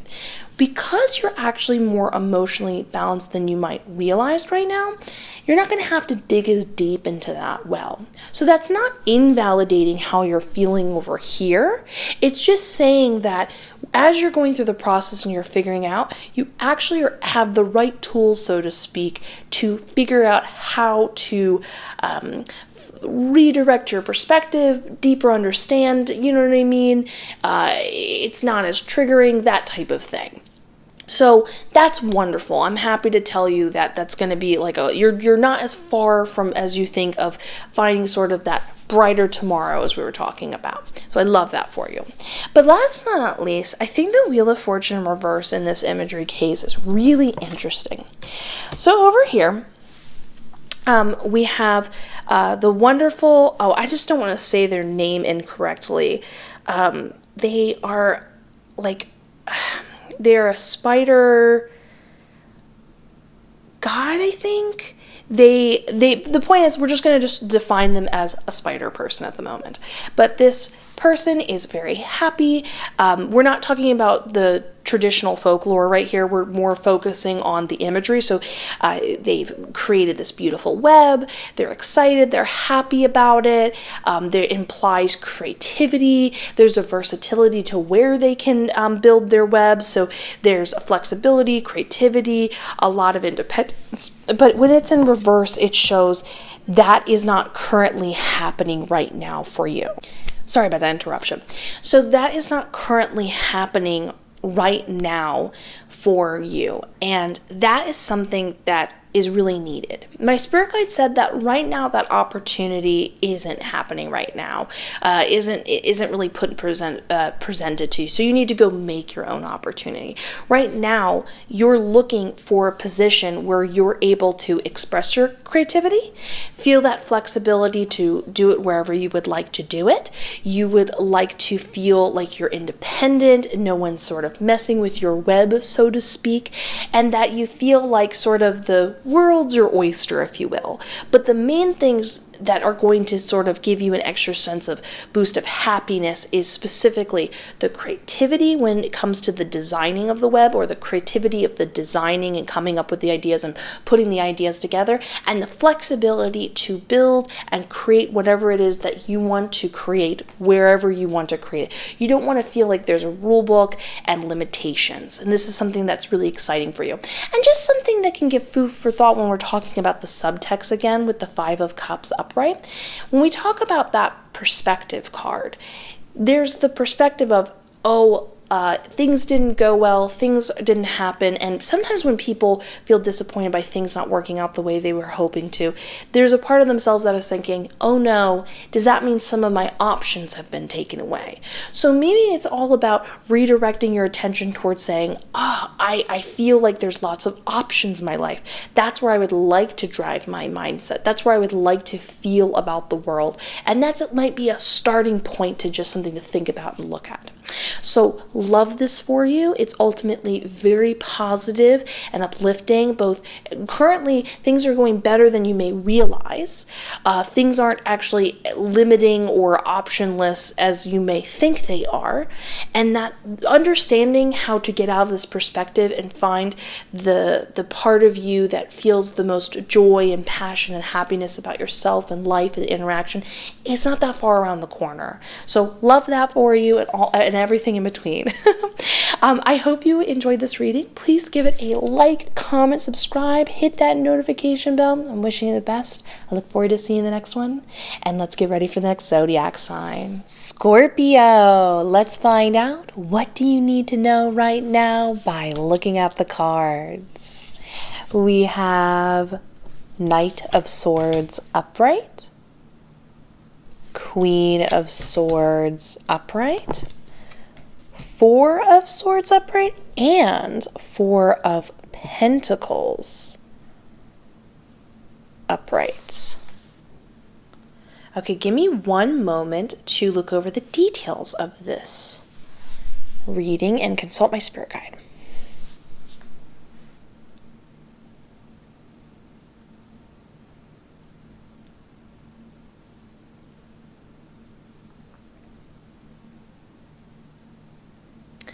Okay, this one's interesting. Okay, so before I get into this reading, I just want to say that my spirit guide actually came to me and asked if I could read the cards more for their imagery rather than solely their traditional readings, which is fantastic because it's just a great exercise if you're new for tarot reading or you're a tarot reader in general to switch up the way you read the cards. Especially, this is one of the fantastic reasons as to why to own multiple decks, because each artist has their own way of expressing the visualization of the card. So I love that. In addition to that, this card reading is going to have some contradictions, you could say. It's going to be one of those situations where it's like, do this, but not quite that, but not quite this, but you're here, but not quite there, that kind of thing. So I'm going to do the best I can to explain it, but try to listen to this reading not in so much of a sort of black and white perspective, but more of there is some sort of spectrum in between, you could say. So we're going to be getting into that. And then it's important to be aware of this spectrum so things are not taken to the extreme, because that's definitely a topic at hand. So first we have the Knight of Swords. And if you look over here in this imagery, this person is with gusto going into this dark cave. And as my spirit guide said, this person, the person watching this card reading, is just with gusto going into a darker part of their life, essentially. So it's like you're making a lot of decisions rapidly pulling you in that direction. And I was like, oh, is it necessary they go through that? Because, sometimes we go through things in order to become the people we are, have a better understanding. It helps clear stuff out. Sometimes things that seem dark are really just us doing inner work, and, that's not always pretty. But my spirit guide said, no, it's not necessary. This is about being self-aware of self-destructive habits. It appears, and this is how my spirit guide put it, that you are more self-aware of when you're making choices that are not adding up and putting you in a direction that you would be happier with. Now, this isn't anything to have anxiety over or overthink. When you're starting to make choices that are maybe going to hold you back or not making you feel the best that you possibly can and put you in better positions. A great way to honestly check in with yourself and say, do I feel happy right now? Do I really like this thing that I'm doing? Am I doing it because others are? Do I like who I am when I am doing it? And even if you are like, no, I'm so happy, I'm feeling it in this moment, take a second to also check in and say, tomorrow, am I going to feel happy? Or am I going to say to myself again, I have to stop doing that? And this can be for both small things or big choices we make. And there is a lot of choice in this. You can choose, you are self-aware, you can stop yourself and say, I'm going to be self-aware of this and start changing my behaviors so I don't wake up one day and find myself in a position that I really could have prevented. I do want to be clear though, if you aren't able to and you do end up in a position you're not exactly happy with and in a more darker time of your life, that doesn't mean it's forever, and there is always a solution both now and in the long-term future if you weren't to kind of take a hold of this. So know that there is always hope. Just want to be clear about that. Now we actually are going to talk about that concept more over here in the Four of Swords upright and the Four of Pentacles upright, and so be aware of that. But let's go over to that idea of where I said there's sort of a spectrum in this reading. So while there is a lot of decisions that you're sort of making very quickly, you're constantly making them throughout the day, every day, that are putting you in a position sort of adding up towards something you wouldn't necessarily be happy with in the end.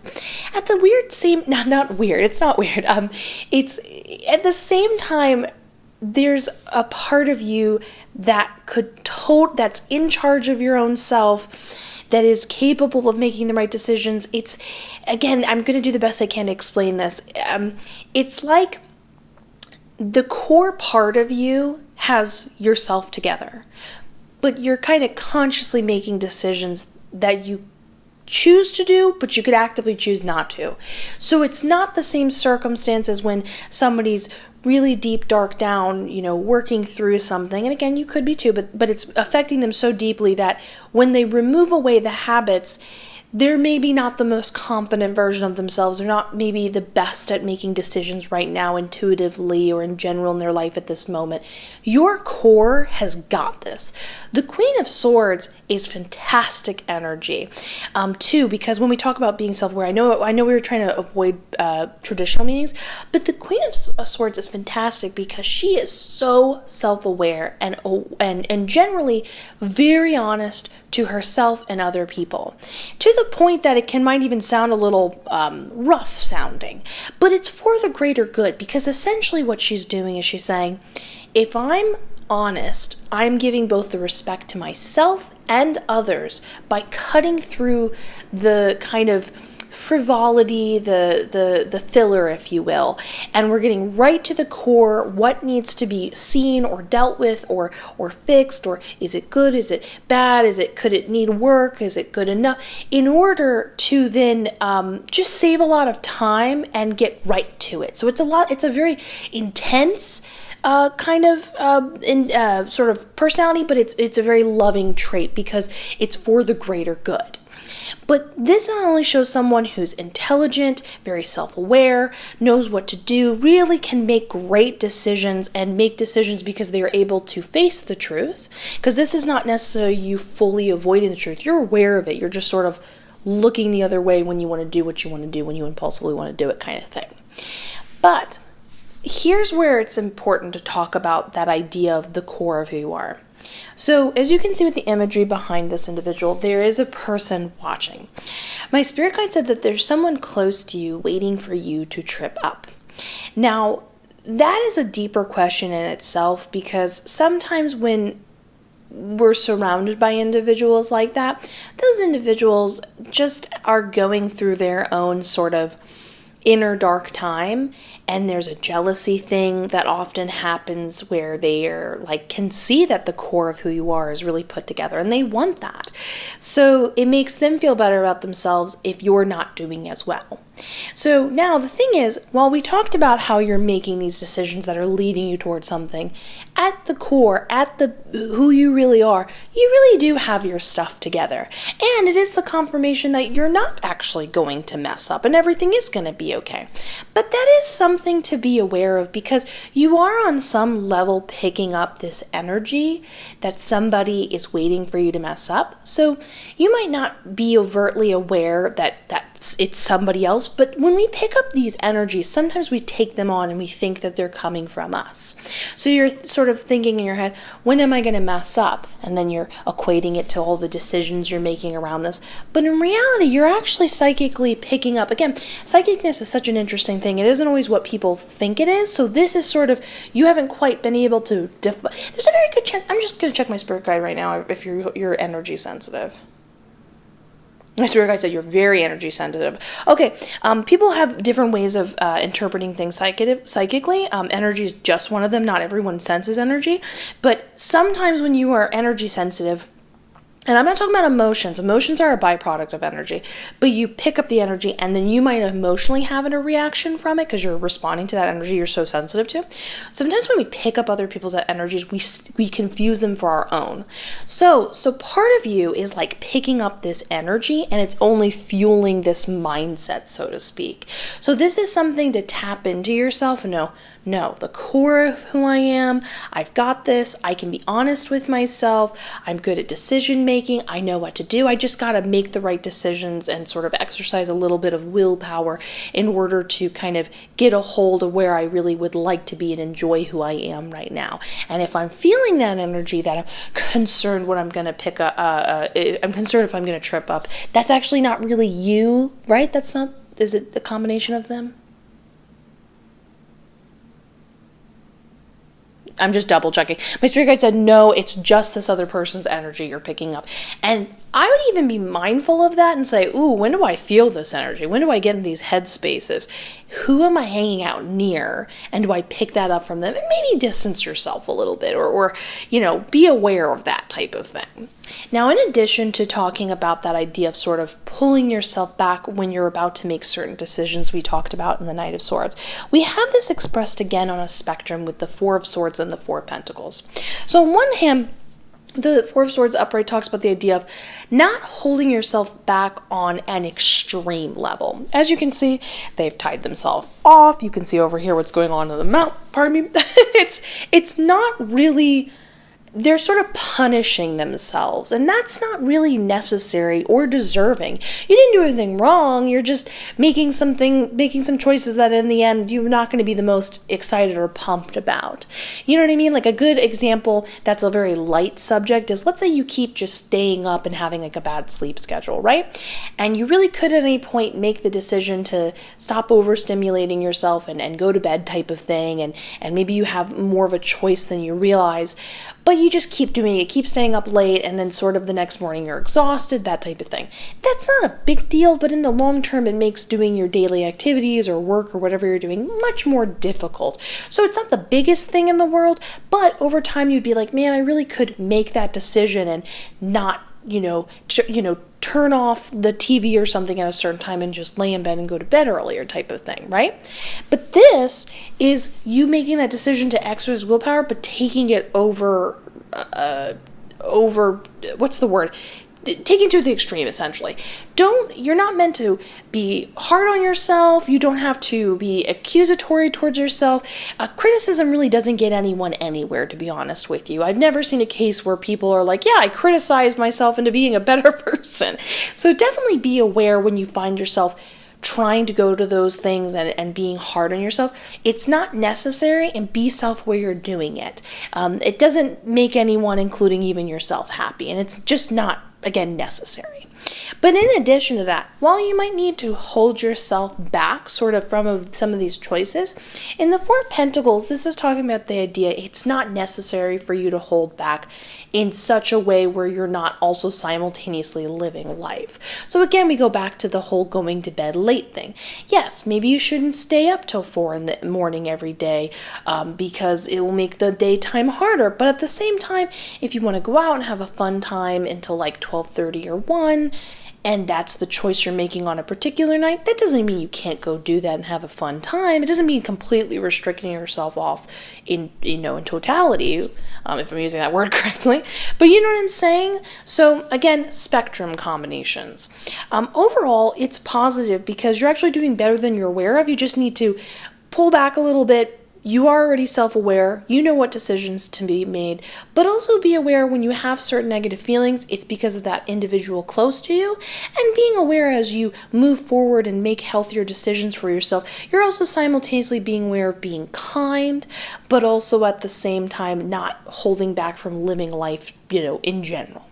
So overall, I'm very excited for you to sort of redirect and explore, and honestly, it's a great time to exercise being like, well, who do I want to be? What did I like when I was doing these things that I could still bring into my life now, but maybe in a different way that maybe exercises a sense of creativity, spontaneity, freedom, but in a way where the next day I also feel excited and happy about the decisions I made. Those choices are always there. And again, I also want to be clear that the decisions you were making before were not bad, quote unquote, they just were leading you towards a time in your life, again, we talked about that sleeping example, where you just would have been like, man, why did I put myself in this position? Do you see what I'm saying? They're not bad, it's just you might not be happy with the results. So anyways, very excited for you. I hope you enjoyed this reading. Please give it a like, comment, subscribe, hit that notification bell. I am wishing you the best. I look forward to seeing you in the next one. And let's get ready for the next zodiac sign. Sagittarius. Let's find out what you need to know right now by looking at the cards. We have the Queen of Swords upright, the Knight of Swords upright, the 10 of Wands in reverse, ooh, and the Queen of Swords in reverse. If you are familiar with my tarot training course, I go at great length talking about repeating cards and why it's so fantastic to work with multiple decks, because you have the opportunity to get repeating cards. And when you do, it is the cards or your spirit guides, whomever you're communicating with, giving, like, really putting it in your face of being like, this is important, especially when we look at the context of them being upright and reversed. But give me one moment to look at the details of these cards and consult my spirit guide.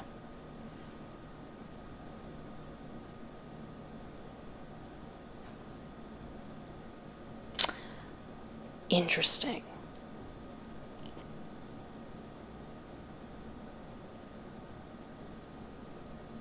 Okay, so this is one thing I really love about this reading is it is comforting, but it's comforting all sides of the situation, because in some cases, depending on who you are as an individual or the particular situation you are in, it's not enough to just hear everything's gonna be okay. Sometimes you're like, I hear what you're saying, everything's gonna be okay, but what about this? It's like you need to be comforted from all possible angles, which was what we're gonna go over today. So that's gonna be awesome. So in addition to that, I want to talk about how we are going to be talking about some of the traditional readings of the cards, but before I started all of these readings, my spirit guide asked if I could mostly focus on the imagery of the cards, which is fantastic if you're new to tarot reading yourself or you are a fellow tarot reader. It is just fantastic to switch up the way you read the cards, and this is another reason to have multiple decks, because each artist expresses the cards in their own way. So first off, let's look at the Queen of Swords and talk about both the traditional reading of it and the way it looks. So if you can see, this individual is going to share the truth. That's the main focus of this card meeting, talking about being very honest.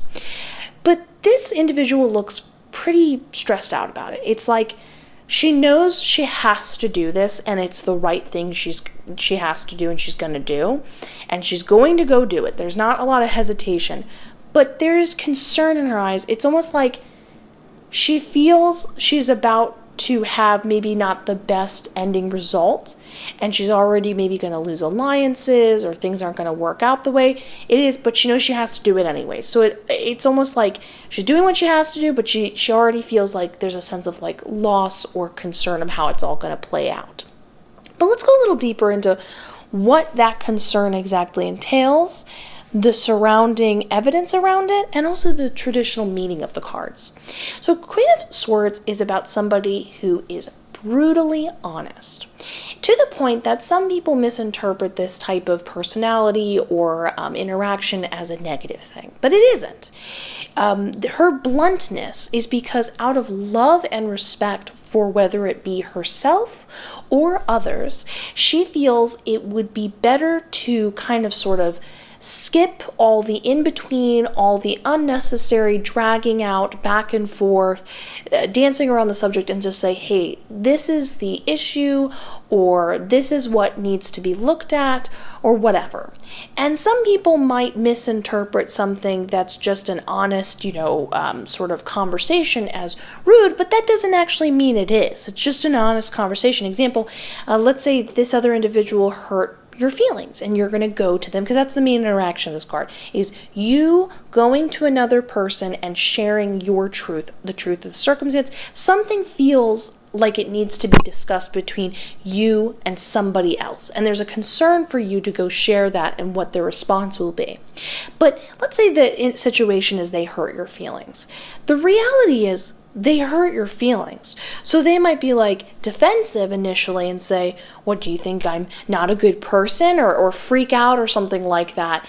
And in reality, you're like, I understand you don't want to hear this, but if we're going to mend our friendship or our coworkership or whatever, whatever it is, we have to talk about sort of the elephant in the room, or the thing that started to make it feel separate or severed.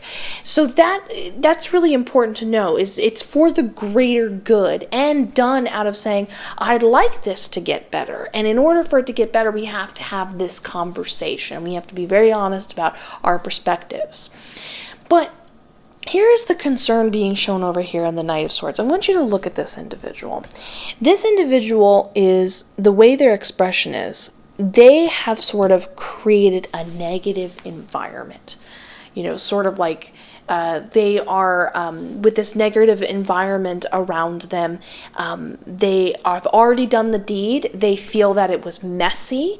They feel like a villain, and it's almost this attitude of like, okay, I'm the villain, then I'm going to play the villain, or like, I always knew I was the villain, type of like sort of surrendering to a false idea, essentially, and just feeling like by being honest, you sort of opened a can of worms. That's the main concern. And if we look over here, this is the imagery around the entire individual is red. And we can imagine that idea being reflected behind them in the banner of the red banner. But as you can tell, the red banner is behind them. It's small, doesn't take up a lot of space, showing it's not really important. It's in the background. It's in the back of your thoughts, but it doesn't necessarily, just like the truth, mean that that's actually going to happen. Same thing here with the red robe. You feel like you're playing a villain, but look at the core of who you are in the blue here, and the main surrounding of the blue here, and even the blue here in the worried aftermath. Your main concern is to build connection, communication, and truth. There is good intentions in it, and what you perceive is just more of your concern and worries. That doesn't actually mean that is what's going to happen. We actually have more concern about that, and confirmation that that's not going to happen over here in the Ten of Wands in reverse and the Queen of Swords. Now, in the Queen of Swords in reverse, this is somebody who uses that being brutally honest in a negative way. They're quite cruel with their words. They're very, sharp and kind of, I think I've made my point with just saying it's really hurtful. I'm trying to find the right wording for it. But if you look up here, if this card was upright, she's surrounded with butterflies and rainbows. It's a good vibes, good intentions.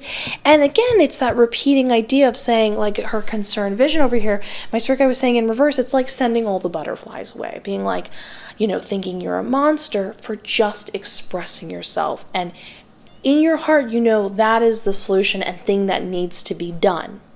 But over here, we have the Ten of Wands in reverse. Now, this is a little bit of an interesting expression of the card, so bear with me one moment as I break it down. But in an upright, over here, this skeleton is supposed to represent the idea of the ending of whether this be a friendship, whoever this is, this other sort of relationship of any kind, this other person you need to bring the truth to and have this difficult conversation with, or what feels difficult conversation with. And it's this idea of you being represented through the tree and feeling like if it were upright, it would represent this idea of like you growing as a person through having this difficult conversation, the conversation ending the friendship or connection in some kind, and you growing through that situation. But that's not the case. It's in reverse. My spirit guide said this is sort of canceling out that idea that it's not going to be an ending of the connection and friendship. This is just an idea you have in your head, so it's being addressed directly. That it's almost like talking about what isn't there, because you need to hear it's not going to happen. But also, it's an interesting perspective of it being in reverse, because instead of the tree growing from its roots, we have sort of an opposite effect of the end points being the beginning of the roots, if you will, or the beginning of the tree, and then ending with the roots. And what I mean when we talk about that imagery here is sometimes people have their core foundation, right? The core of who they are, what are the core beliefs, and then as time goes along and we have our experiences, our interactions, other things branch off from that. This concept, this interaction you're having with this other individual is sort of an interaction other people would have later in their life from growing from the roots. You're sort of going from the opposite perspective. So it feels a little funny because you're not coming from a roots perspective. I hope all of this is properly being, like, this makes sense. And so you're starting out sort of feeling almost bare, if you will. And again, we're talking about that opposite feeling, like you're not feeling like you have your roots, because you're starting from a different perspective. You're starting with the more complex, difficult conversation. But as you discover the interaction, as you discover what's important to you and get to those core solutions, those core problems, those core things you're talking about with this other individual, you're within that same conversation and complex idea you're tackling together, are discovering the roots of your values, the roots of who you are. So something really interesting to think about, because it's a great way, often when we feel certain feelings, we kind of just have a guttural reaction to them and then might make other decisions from it. And when we better understand what are those things we're reacting to and be like comforted that, like, oh, okay, that's all I'm experiencing, it can make processing information easier. So when you feel that sense of like, oh my goodness, I'm sharing the truth, where is that coming from? One of it is you tackling this from a different way and you not having those core roots to depend on. So it feels like you have nothing to stand on, but you do. What the interaction itself is the beginning of the standing. You're doing it in the moment. It just feels a little weird when you feel like you think you're without, but you're in the moment of growing, so to speak. So that's a great mantra to have to say to yourself for confidence. I'm growing in this moment. But also to understand what you might perceive as sort of background fodder in your mind, or something that you think you're dressing yourself as a villain. That might be just a perspective of guilt, but that isn't necessarily the truth of the aura and the essence you're bringing to the situation, your natural intent, what is around you, what will be perceived. So don't think that just because you have a negative thought in your mind that is the whole, situation and how the other person will perceive it. You actually need to give yourself more credit than you're realizing, and just enjoy that you're going to really build something off of this. So I love this for you because it's all about giving you confidence into something that will help give you an answer and a better connection that you deserve, and you and this other person deserve connection building, reaffirming that, like, no, you're not a bad guy, and that you're actually much more lovelier and have better intentions than you might realize, and understanding that what feels like shaky foundation is actually foundation being built in that exact moment. So love this for you. I hope you loved it too. Please give this video a like, comment, subscribe, hit that notification bell. I'm wishing you the best. I look forward to seeing the next one. And let's get ready for our next zodiac sign. Capricorn. Let's find out what's the most important thing to you right now by looking at the cards. We have King of Cups upright, the Seven of Pentacles in reverse, the Justice card in reverse, and the Two of Swords upright. Give me one moment to look at the details of these cards and consult my spirit guide.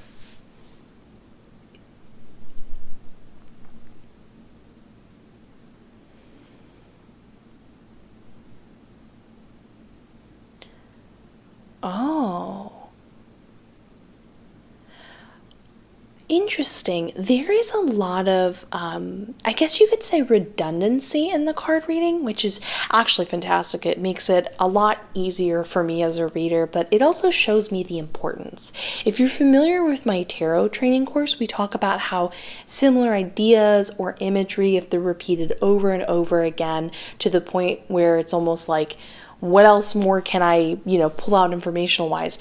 It's because that's how important it is to the subject or reading at hand. It's like, we're not trying to talk about anything else. This is the main focal point. We're going to repeat it over and over again to show how important it is. And it's very important in this reading.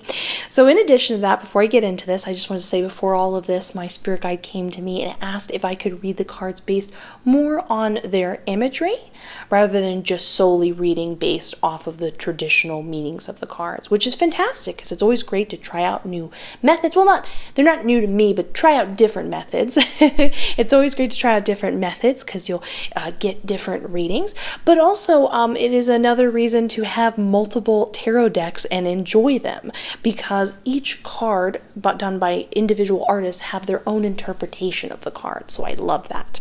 So let's get into this. So the King of Cups honestly says it all.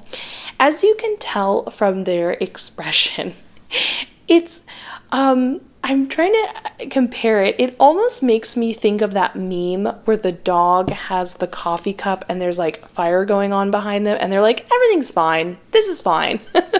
Except in this circumstance, it shows you being represented by being very good at keeping the balance sort of for other people, for circumstances. You're really good at it. You're really good at keeping the peace, if you will, in this way.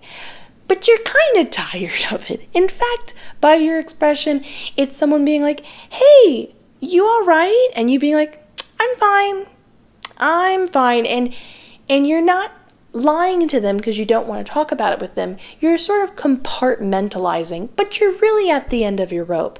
And it's tough because you feel compelled to do it, because maybe potentially you like it, but at the minimum, you're good at it.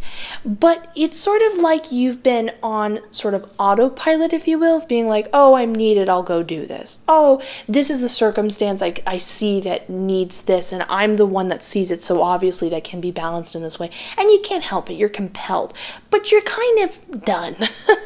That circumstance actually gets repeated again when we talk about redundancy over here in the Justice card and the Two of Swords upright. When you look at this individual, my spirit guide said this is somebody who is going to defend and protect their home. They're good at it.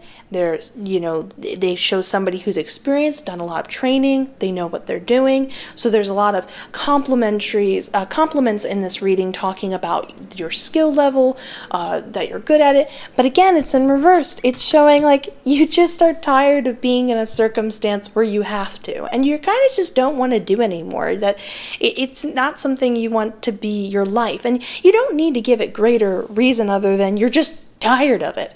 And again, that same similar imagery, you could even say these are mirroring cards, to be honest with you. And we could say it's almost like you feel, when I say mirroring cards, this is an individual, again, with the Two Swords, is defending the post. But they're also sitting down. They're sort of like, I'm good at this, but I don't even need to stand and give a stance of readiness. I'm just going to hang out here. Yeah, come at me, I can do it, but I'm really tired of it. Similar sort of attitude and mood, if you will, with both of these card readings. And when I say they're mirroring cards, this is something I talk about in my tarot training course. At either end, they're at the reading, and mirroring cards can mean like a lot of things depending on this. In this particular case, it feels like you're sort of being closed in. It feels like it's every avenue of your life that you're being in this position. You're good at it, but you're tired of doing it. Now, that's something to think about over here with the Seven of Pentacles, because with it being in reverse, it is the opposite of what we have going on over here, but it is something you would like to have done.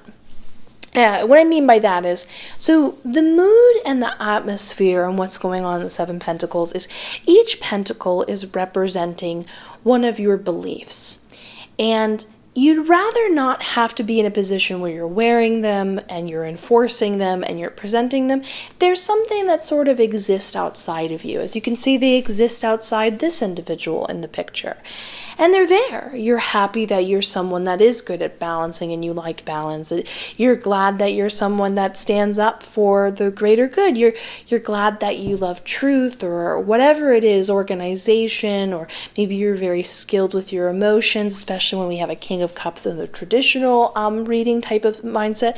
But you'd love to not be in a position where you have to constantly exercise them. You don't want to abandon them, but you just want to feel a little more freer in the moment, be who you want to be when you want to be it. You're not abandoning those things. Those parts of yourself are not negative, but you'd also like to sort of exercise other parts of yourself. Almost let them be free in the wind, if you will. That's the main thing going on here.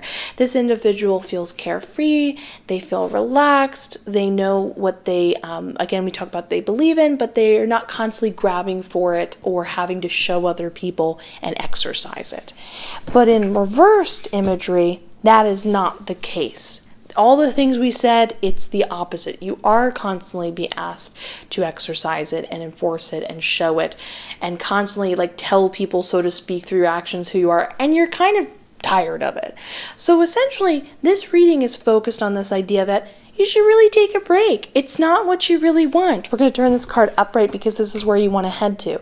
It's a good time to start removing yourself from situations where there's always going to be people or circumstances that could definitely benefit from what you have to offer. But that's not necessarily your responsibility.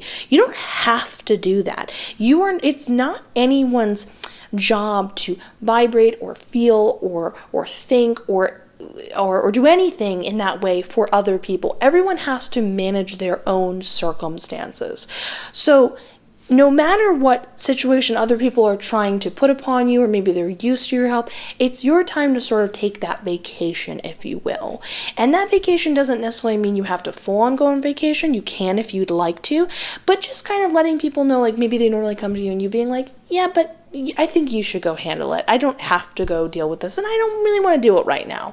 I want to just relax and have lunch and do this other thing. I don't want to have to constantly deal with the other circumstances or decisions you're making. You're making them. Yeah, I believe in this, and yeah, I like doing this, but I don't really want to be that person right now. And honestly, I don't think this will be a concern of yours, because you honestly seem so at the end of your rope, it's going to be pretty easy for you to relax and say no. But understand, if they ever try to make you feel guilty, that's something that you would probably want to both contemplate yourself or even position the question to them saying, so you want me to feel guilty because I didn't want to do what you wanted me to do? And just let that hang in the air. You know what I mean? That says a lot about the other person. But again, this isn't about even attacking them. It's just the idea of you setting boundaries, and people who are not used to those boundaries have to get used to them. And that's just something that it's a them problem, if you will. And you deserve to feel carefree and relaxed and remind yourself, like, who are you outside of exercising these ideas? Like a good example would be like, let's say you're the friend everybody goes to for advice, but there's a certain point where you don't want to always be that person. Sometimes you just want to have fun and relax or do something else. It doesn't mean you're still not someone who can't give good advice. So it's that same sort of energy. You're not abandoning it, but you are, for free will intents purposes, because that is a thing. Free will is absolute in every sense of the word. You just want to see who you are outside of it and relax and still enjoy that is a part of who you are. So I love this for you. It sounds like a well-needed break. And honestly, we just spent the whole reading complimenting how good you are at it. So I love that for you. Please give this video a like, comment, subscribe. I'm wishing you the best. I look forward to seeing you in the next one. And let's get ready for our next zodiac sign. Aquarius! Let's find out what is it that you need to know right now by looking at the cards. We have the Knight of Pentacles in reverse, the Seven of Cups in reverse, the Nine of Cups in reverse, and the Chariot in reverse. Give me one moment to look at the details of these cards and talk to my spirit guide.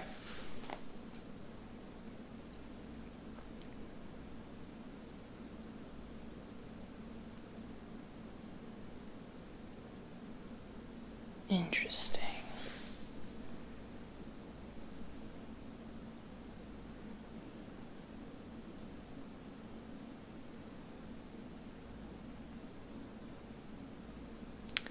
Okay, let's get into this. Before we get into this, I just wanted to mention that before I start all this reading, my spirit guide asked me if I could read the tarot cards more based on their imagery rather than solely their traditional meaning of the card reading, which is just something to keep in mind because it's always great to try out different methods, and it is a fantastic reason to have different types of tarot cards because each artist has their own interpretation interpretation of the cards themselves. And the visual aspects really give a different depth to the reading. So something fun to think about for your own card readings. So anyways, let's start over here with the Knight of Pentacles. Now, upright, this is an individual, you, who is fantastic at creating financial opportunities for yourself. There's just a lot of, it's like you're able to anticipate what's the next smart place to invest yourself. Maybe you invest in general, and you're just very aware and naturally gifted at it. But at the moment, that's not how it feels. That is not how it feels. It feels like something's off. It shows me subtext-wise, this is a goal of yours, and it's a little frustrating right now. It's not really happening. Normally you know what to do, and it probably feels very uncomfortable not feeling like you know what to do and what to anticipate. But we can go into a little bit of where to focus that attention to sort of redirect yourself, and I have some happy confirmation coming up in the end. So in the Seven of Cups upright, this individual, I'm sorry, I know it's in reverse, but we're looking at the upright to look at the reverse. This is an individual who is jumping into the source, if you will, like the core of where all their cups of water initially came from. So this body of water is sort of, think of it as like the core idea, the core thing that got them excited, whatever it is, and they're going into it initially and relinquishing all these opportunities back to the source. So I'm sorry, I'm trying not to I'm tripping over my words. I'm so sorry about that. Each cup in the water's returning to the water, or like being picked out from there. But in reverse, this is you creating opportunities, getting several cups of water to get a sample portion for its own individual, again, I don't mean to be redundant, opportunity from its original source. So this is about you going back to, what is the thing that initially made you excited when it came to making this money? Was it making money in general? And what about that got you excited? Or was it that you enjoyed making money when it came to the particular career you chose? What got you excited about focusing in putting that attention there? And by reconnecting to that, the source, if you will, you are in turn giving the universe back, and like you're saying to the universe, hey, I'm ready now. I've refigured out and reconnected to why I'm excited about all of this in the first place. And so as those opportunities are being presented to you, yes, they are financial opportunities, but there are also opportunities that are also mirroring. So let's say you got excited about, I'm trying to think of an example, maybe acting, and you're like, you know what, I really love being able to instantly create something in the day, like get my script, memorize it, and go out and share it. So that would be a good example of you then getting an opportunity where you have to instantly memorize it and share it. Maybe it's like a soap, you know that I'm talking about, the stories, like when people, those soap actors, oh my goodness, you know what I'm saying, the soap actresses that have to like memorize lines in one day instantly. It's like a very fast process. That might be the opportunity that presents itself because you're reconnecting to that idea. So it's about coming back to not worrying about how it's going to happen, but what initially got you excited. Now, continuing on with that is sort of something to keep in mind, because I wouldn't necessarily say this is a negative thing, but if we better understand how we function, we can work with that. So if we look at it upright, in the Nine of Cups, this is an individual, as my spirit guide was putting it, is that when they are with the love of their life, and this is just an example of like when you are in your perfect situation, it feels like everything else comes into alignment. Everything else around them is perfect and luxurious and idyllic and wonderful because they have the core of what they wanted. And it's this feeling that my spirit guide was saying, that you want everything to be perfect, that it feels very like when everything's coming together and everything is exactly as it is, it sort of puts you on cloud nine and then creates sort of a beautiful flowing energy effect of creating more of a fluidity of you attracting more money and being in even better circumstances and so on and so forth. Because as we talked about in this Knight of Pentacles, this is someone who enjoys the process of anticipation and creating that opportunity. It's not just about the money, it's about the process as well. Well, in the Nine of Cups being in reverse, it's like if you don't have everything just the way you want it to, it's like it pulls you out of that funk and or puts you in one and pulls you out of what feels like your naturally energy flow. And you just thrive best if you just kind of have the best of all worlds, so to speak. So keeping that in mind, you can anticipate your needs and say, well, what would make it a little bit better? Sometimes for people, it's like getting a little treat for a breakfast in the morning. Maybe it's having an extra comfy mattress, or maybe it's getting an opportunity to sort of relax and get an extra second to sort of debrief and listen to a podcast and chill out before you go to the next activity. Or feeling like you don't want to hang out with someone because maybe you don't want to feel socially obligated. You'd rather go home and do your own thing. Whatever it is, it's about looking at what your life is at the moment right now and getting it to be the best possible thing it can be, because a lot of those things are within a realistic grasp for you. And then once you adjust those little things, sort of make yourself, going back to that actress or actor sort of mindset, pretend you're being pampered, right? But you are your own person doing that for yourself. So you're going to really give that to yourself and put yourself in this great headspace where everything's perfect, everything's exactly as you want it to be, to fuel this wonderful energy flow and inspiration and continuous excitement. And just understanding that it's not necessarily about like quote unquote like being like, hey, be realistic, get over it. That's just how you function, and you can work with that. Now, this is really interesting and just something that feels almost like a lesson to when reading tarot, because tarot's so interesting. You really can read the cards in so many different ways. But we're looking at the imagery here. Now, traditionally, when the Chariot is upright, it would mean this sense of lots of like you're going in the right direction, lots of movement, just this sense of like victory, that type of thing. But if we're looking at the imagery of this cards, this person who's being pulled by these two sphinxes, well, these two are not moving. They're not going anywhere. This person has a lot of intention. They're ready. They've packed up for their trip or their, victory, so to speak, but they're not actually heading in that direction. There's no momentum going on here.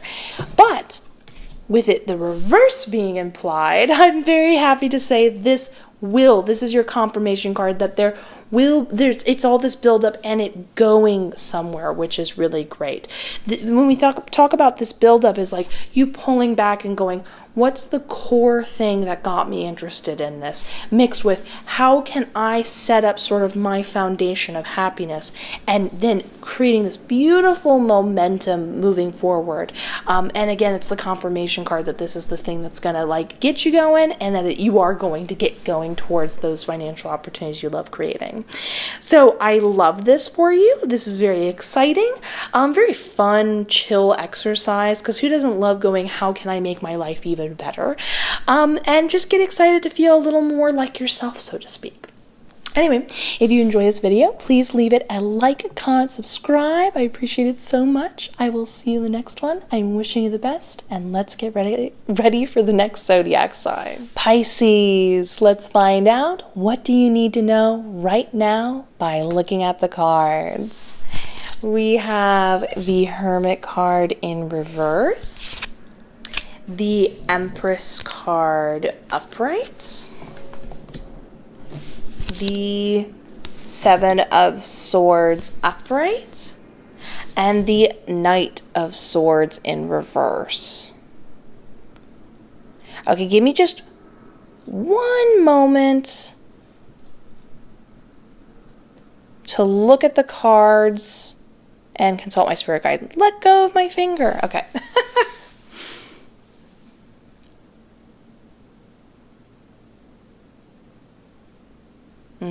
Okay.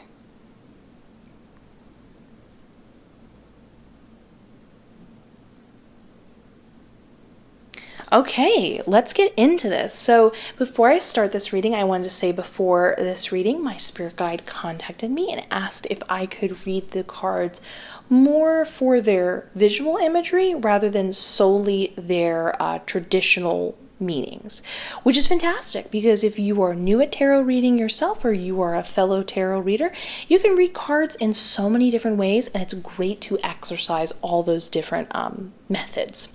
Anyways, besides that, this is another fantastic reason why to have multiple tarot decks, because each artist has their own way of expressing the meaning of the cards. So it gives you even further information. So going first with the Hermit card in reverse. An upright position, this is an individual who is isolated. They love being by themselves. As you can tell by their hands, they're very protected and feel relaxed and safe. But unfortunately right now with it being in reverse, it's implying the opposite. It's showing me maybe you're in more social positions. You definitely don't feel safe at the moment, and there's a general uncomfortability that comes through in a lot of the cards. It's almost like you're being kind of forced outside your comfort zone and you are not loving it and feel even potentially cut off from the things that made you feel secure. That idea gets expounded upon in the Empress card upright. So if you can look, this individual is covered in a lot of greenery. The Empress is usually associated with nature, but if you look below her, she's in sort of like a sea of lava, if you will. Now, she's obviously still flourishing, and it shows that at your core, you're still who you are, and everything is sort of, how do I say this? You're still the wonderful you, but you're not really connected to the source, if you will, that gives you that continuous feeling of fertility and of lots of flourishness. So example, imagine when you are being by yourself or in your comfort zone, you would be in your green forest, if you will. So that greenery that's around her is going into the ground and is connecting to the ground and creating a continuous cycle and flow of new flowers and new trees and constant resource of nutrients and so on and so forth. And even though she's thriving because at her core the Empress is a very abundant person, she'd feel a lot better if she was in her environment. So that's just something to think about, that you're feeling like you're cut off from your main resource right now. And maybe there is a way that you could bring that into the current circumstance you're in. Maybe you can take time to be more alone and find isolation where you can get it. Or you can say, well, what in that time period of being alone that you liked so much? If you liked feeling peaceful and quiet, maybe there's a way where you can read a book off to the side or have noise canceling headphones or something like that. You know what I mean? Something where you can recreate a little bit of that atmosphere, if you will. You could think of it as, in this imagery, she might not be back in her green forest, but maybe she could get a few, plants around her on a separate rock island and do the best with what she can deal with right now. But it's a bit of an understanding of how you function and how you work. You are at your core a really creative and abundant person, but you would love to not have to be restricted to sort of a limited amount of resources, if you will. You know what I mean? Like, you can do it, you're still you, but you'd rather not. And there's nothing necessarily wrong with that. And then we have the Seven of Swords. As you can see, this poor little, I want to say borderline coyote, but fox, is feeling very paranoid and defensive of who's after them. But in addition to that, we have this sort of shadow behind them. That shadow is meant to represent, as my spirit guide said, your shadow self. So there's a part of you that's feeling a little bit defensive and a little bit paranoid about your surrounding peers. In addition, that being affected by that shadow self of yours that's coming through. Now, what does that mean if you're not familiar with that term? Everybody has this side of themselves, and this is nothing, it's not bad, it's just a part of ourselves that we dive deeper in, understand, and work with. So that part of yourself is every time you feel jealous or have some sort of, even defensiveness, any sort of negative reaction, because that reaction implies you are without, or distrusting, or it's implying some deeper underlying issue. And when we are in circumstances, sometimes we're not feeling like our best selves. Those parts of ourselves we don't deal with very often, but might need to be looked at, come out stronger. And it only adds fuel to the fire, if you will, of the what we talked about, feeling like you have to sort of pull back from your peers and stuff like that. So that's just something to understand, that maybe the circumstances aren't as comfortable as they could possibly be because you have the addition of your own sort of inner critic coming in. A fantastic way of looking into this is getting a notebook and say, so example, you feel jealous, you say, I feel jealous when I see this. And then you would say, well, when I, and then you'd go deeper and you would say, when I see this, I feel alone. When I'm alone, but aware, when I'm normally alone, I feel okay, but when I'm alone and I'm aware others are without me, it makes me think people don't want to hang out with me, and so on and so forth. You would go deeper and deeper and deeper until you get to the core concept of what's creating this shadow self coming through. It's just a great way to kind of aid in that process. But last but not least, we have a wonderful confirmation card in the Knight of Swords in reverse. This is actually not being read in reverse for its traditional meaning or in the way we were talking about upright and reverse earlier with the Hermit, but instead showing how it's leaving the tarot spread. It's showing you it's a confirmation card where it's basically saying you will make it out of this circumstance. And my spirit guide was saying that it represents the idea of you're going to make it out of this scenario that you are uncomfortable with at the moment. It is going to get better. And I do want to point out that it is a knight. Traditionally, knights represent this idea of lots of gusto and speed and a lot of proactiveness. And we talked about a lot of proactiveness here. So the awesome part of this is while it might be a difficult circumstance at the moment, there's a lot of self-awareness, overcoming things and becoming that much more of a stronger and more confident version of yourself, and saying, that's okay that this is who I am. What makes me comfortable? How can I work with that so no matter what circumstance I'm in, I can feel the best version of myself. So love that for you. I hope you'll feel better soon, and we know you'll feel better soon. I'm very excited for you. If you enjoyed this video, please give it a like, comment, subscribe, hit that notification bell. I'm wishing you the best. I look forward to seeing you in the next one. Goodbye.